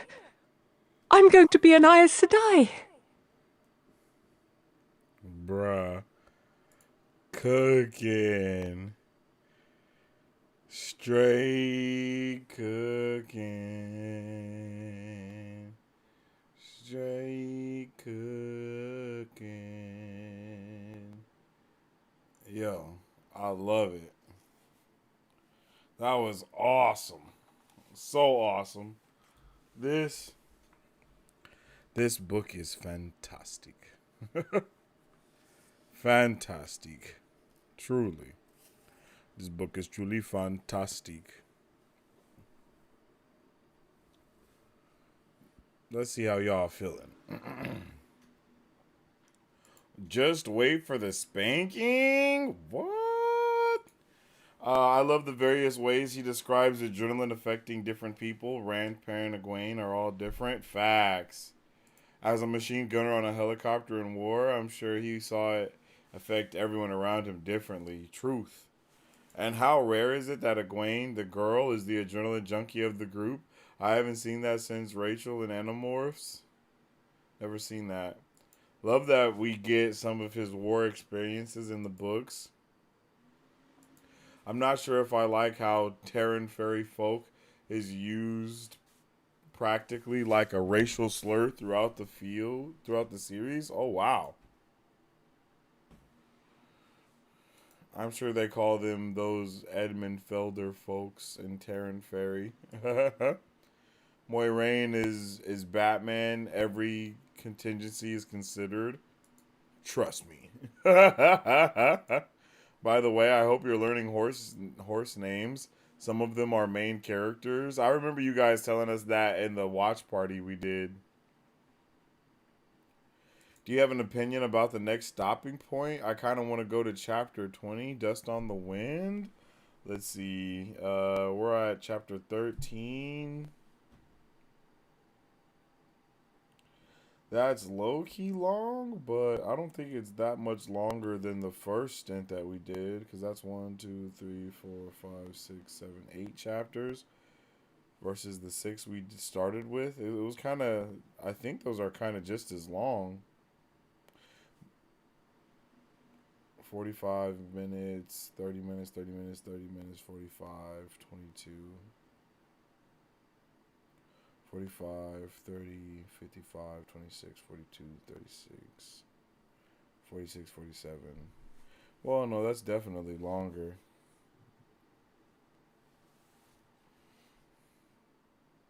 But I'm okay with it. I'm not really tripping.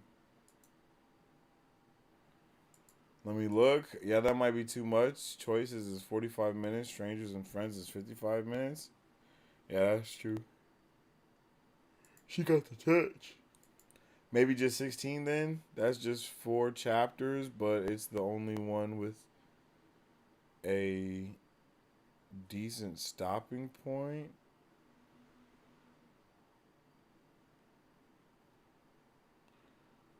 Isn't that 3 chapters? Nope, it's 4. That was weird. Oh, you gotta count the actual chapter. I understand.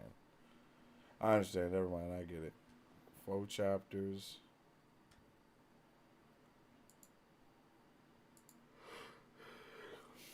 Let me get into book club.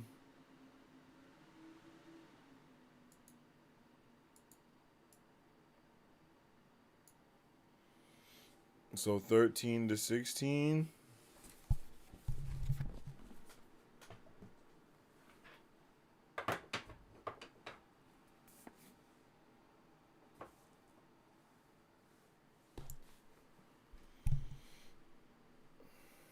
Sounds like a plan.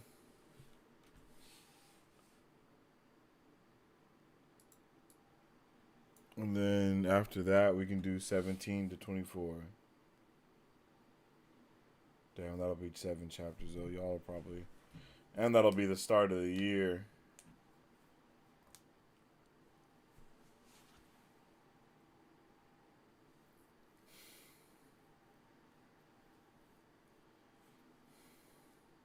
Yeah. Sounds like a plan to me. That works. Some long chapters on audio. Yeah, I dig it. Sponge Egwene, fuck the world. Yeah, that was... Yeah, I think you guys are right. Those chapters are long as hell.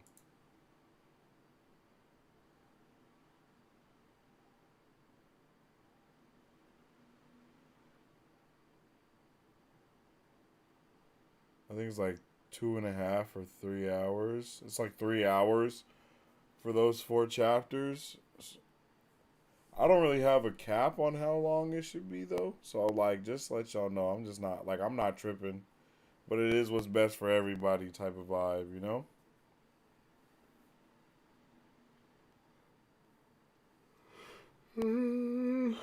All right.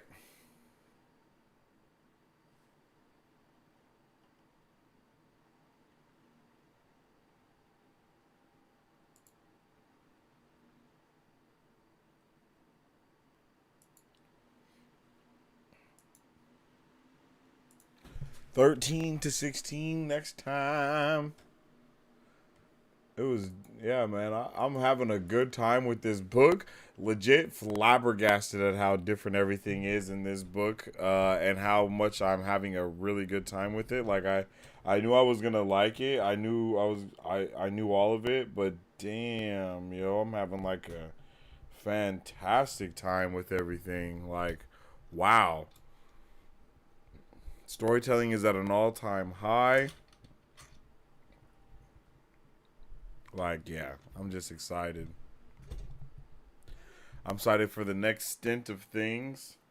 I saw that there's a little map going into the next couple of chapters. I don't know what that's there for. I don't know what that's about, but I'm excited.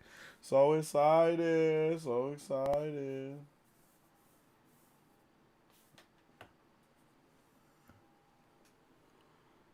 Ooh. Damn. And I am tired as well. But with all that being said, I do believe that this was another amazing book club, you guys. Like, I'm having a really good time getting book club popping. I think I'm going to try to go live a little earlier next week, probably around like 7:15, just because, you know, this is just like, it is late right now. I want people to be able to be here a little longer. I think 6 is a good time, but I know you guys like to be in the Dusty Wheel chat too, so I don't want to split you guys up too much. So I might have to just do 7, so y'all can get like an hour there at the very least if you do want to come around here and chill with your boy. How you liking Egwene in the books? Does she feel different? I love Egwene in the books, yo. I love Egwene in the books, real life. She definitely feels different. I like her character. I like everyone's character a lot more. Like everyone's character a lot. Like Perrin's character, I like him. Matt, it seems a little bland to me so far. I'm hoping that he gets a little bit more love going into these next couple of chapters. He very much so has been like in the background of what's been going on, but you know, it be like that sometimes. So we'll see. But yeah, I'm really excited to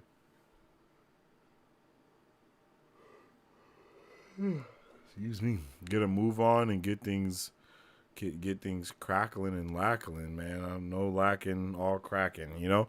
Like, I'm really excited for what's happening next. Part of the joy of the Wheel of Time is how much time you spend in the trenches with your characters, and you just don't get that in the show.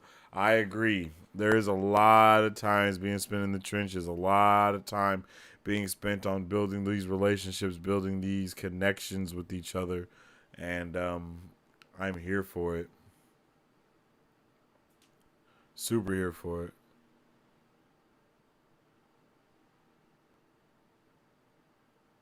Dusty Will's on hiatus. I don't think they'll be live next week. Not sure if they'll have Anos doing the show on Wednesday. Oh, okay. Oh, well, we might do 6, 6:13, 6:15, 6 something. We'll do 6 something. I'm not sure. We'll see. But it has been a long day. It has been a long day for me, though. And that is... I'm just tired. For real, for real.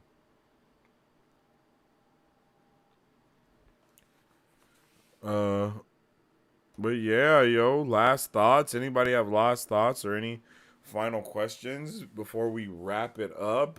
Any questions for me of what I liked the most or didn't like?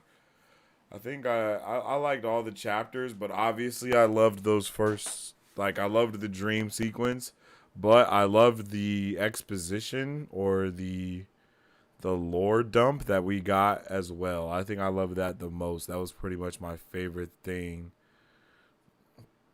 That was definitely my favorite thing. I'm not going to lie. I had a good time with it, so.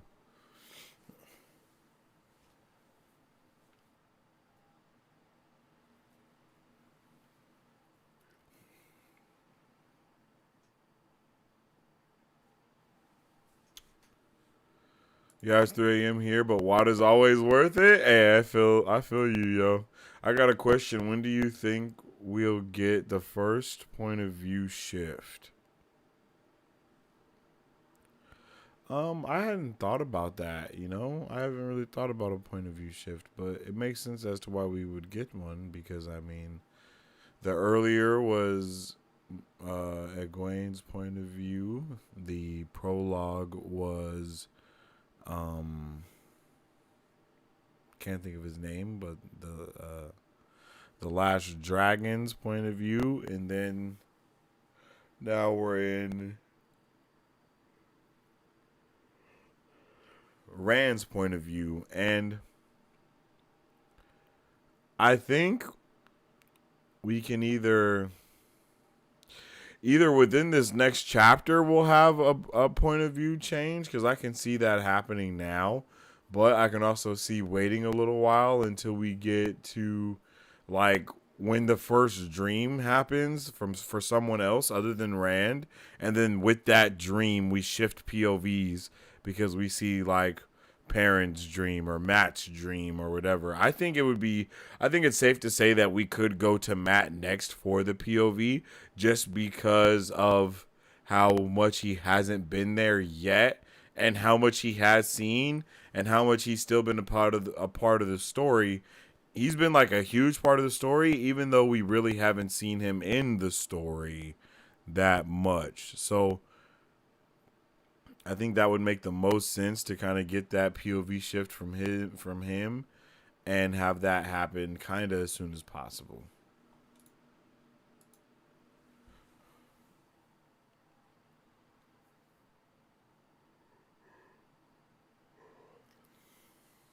Yeah. That's how I'm feeling about that for sure.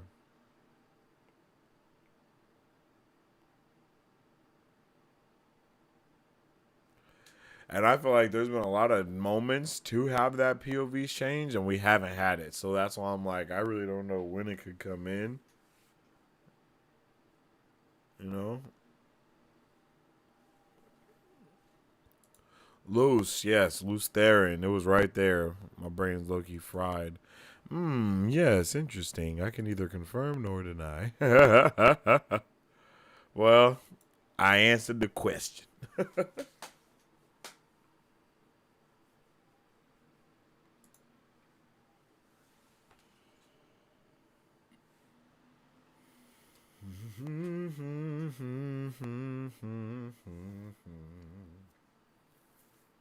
Yeah, man. These chapters were painting some pretty vivid pictures narrative-wise as well. I think the description that Robert Jordan goes through, or the level of description that he goes to, is only more beneficial to the story.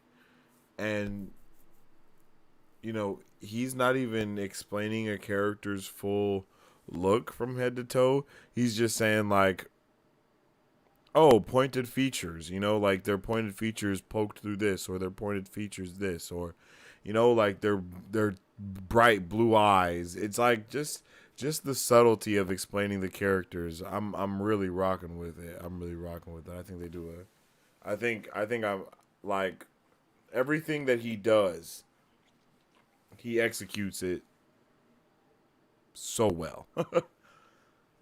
Like so well.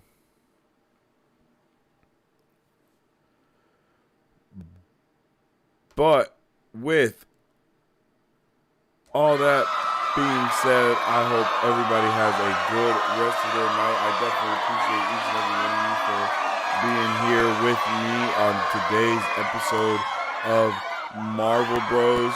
We definitely talked about a whole bunch of stuff. We were nerding out. Book club was awesome as usual. Had another great day. Can't wait to get into these next couple of chapters that we're going to be getting into. I know they're going to be awesome. I'm really excited to kind of figure out what's going to be kind of happening there, you know. So let me know how you guys are feeling. Let me know if you guys are ready. Chapter 13 through 16 is our next stint. So when we get back here, make sure you've read up to those. So definitely getting excited for next week. Like I said, we're going to be watching Percy Jackson. We're going to be watching What If. What If is dropping tomorrow, I think. Tomorrow at 6 p.m. I think it's tomorrow at 6 p.m. or Friday at 6 p.m. And then an episode will be dropping every single day from like the day that the season premiere happens. So you're definitely going to see us going live here every single day for those episodes of What If. And yeah.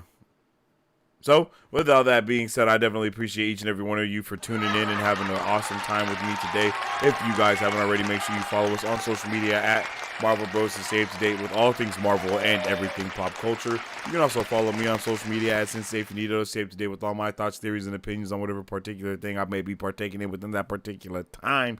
Yeah, feel me? And you can also check out those weekly podcasts that are going up every single week. And we're happy to get that going. And a whole bunch of more content is going to be coming to all of y'all in 2024. So make sure that you are ready for it. You guys are amazing. I definitely appreciate each and every one of you for tuning in. You guys have made this yet another amazing episode of Marvel Bros. And with all that being said, I'll leave you guys the way I always do. Stay awesome, stay nerdy, and don't forget to stay marvelous. Sleep well and wake. If you guys would like to support Marvel Bros, all you gotta do is visit our website at www.marvelbros.com and buy some merch. Represent Superfan. Or you can join our Patreon to get early access to content, patron-only streams, giveaways, private Q&As, and those sacred watch parties. We appreciate you guys. Let's catch you on the next one. Excelsior. On today's pop culture news update. On today's pop culture news update.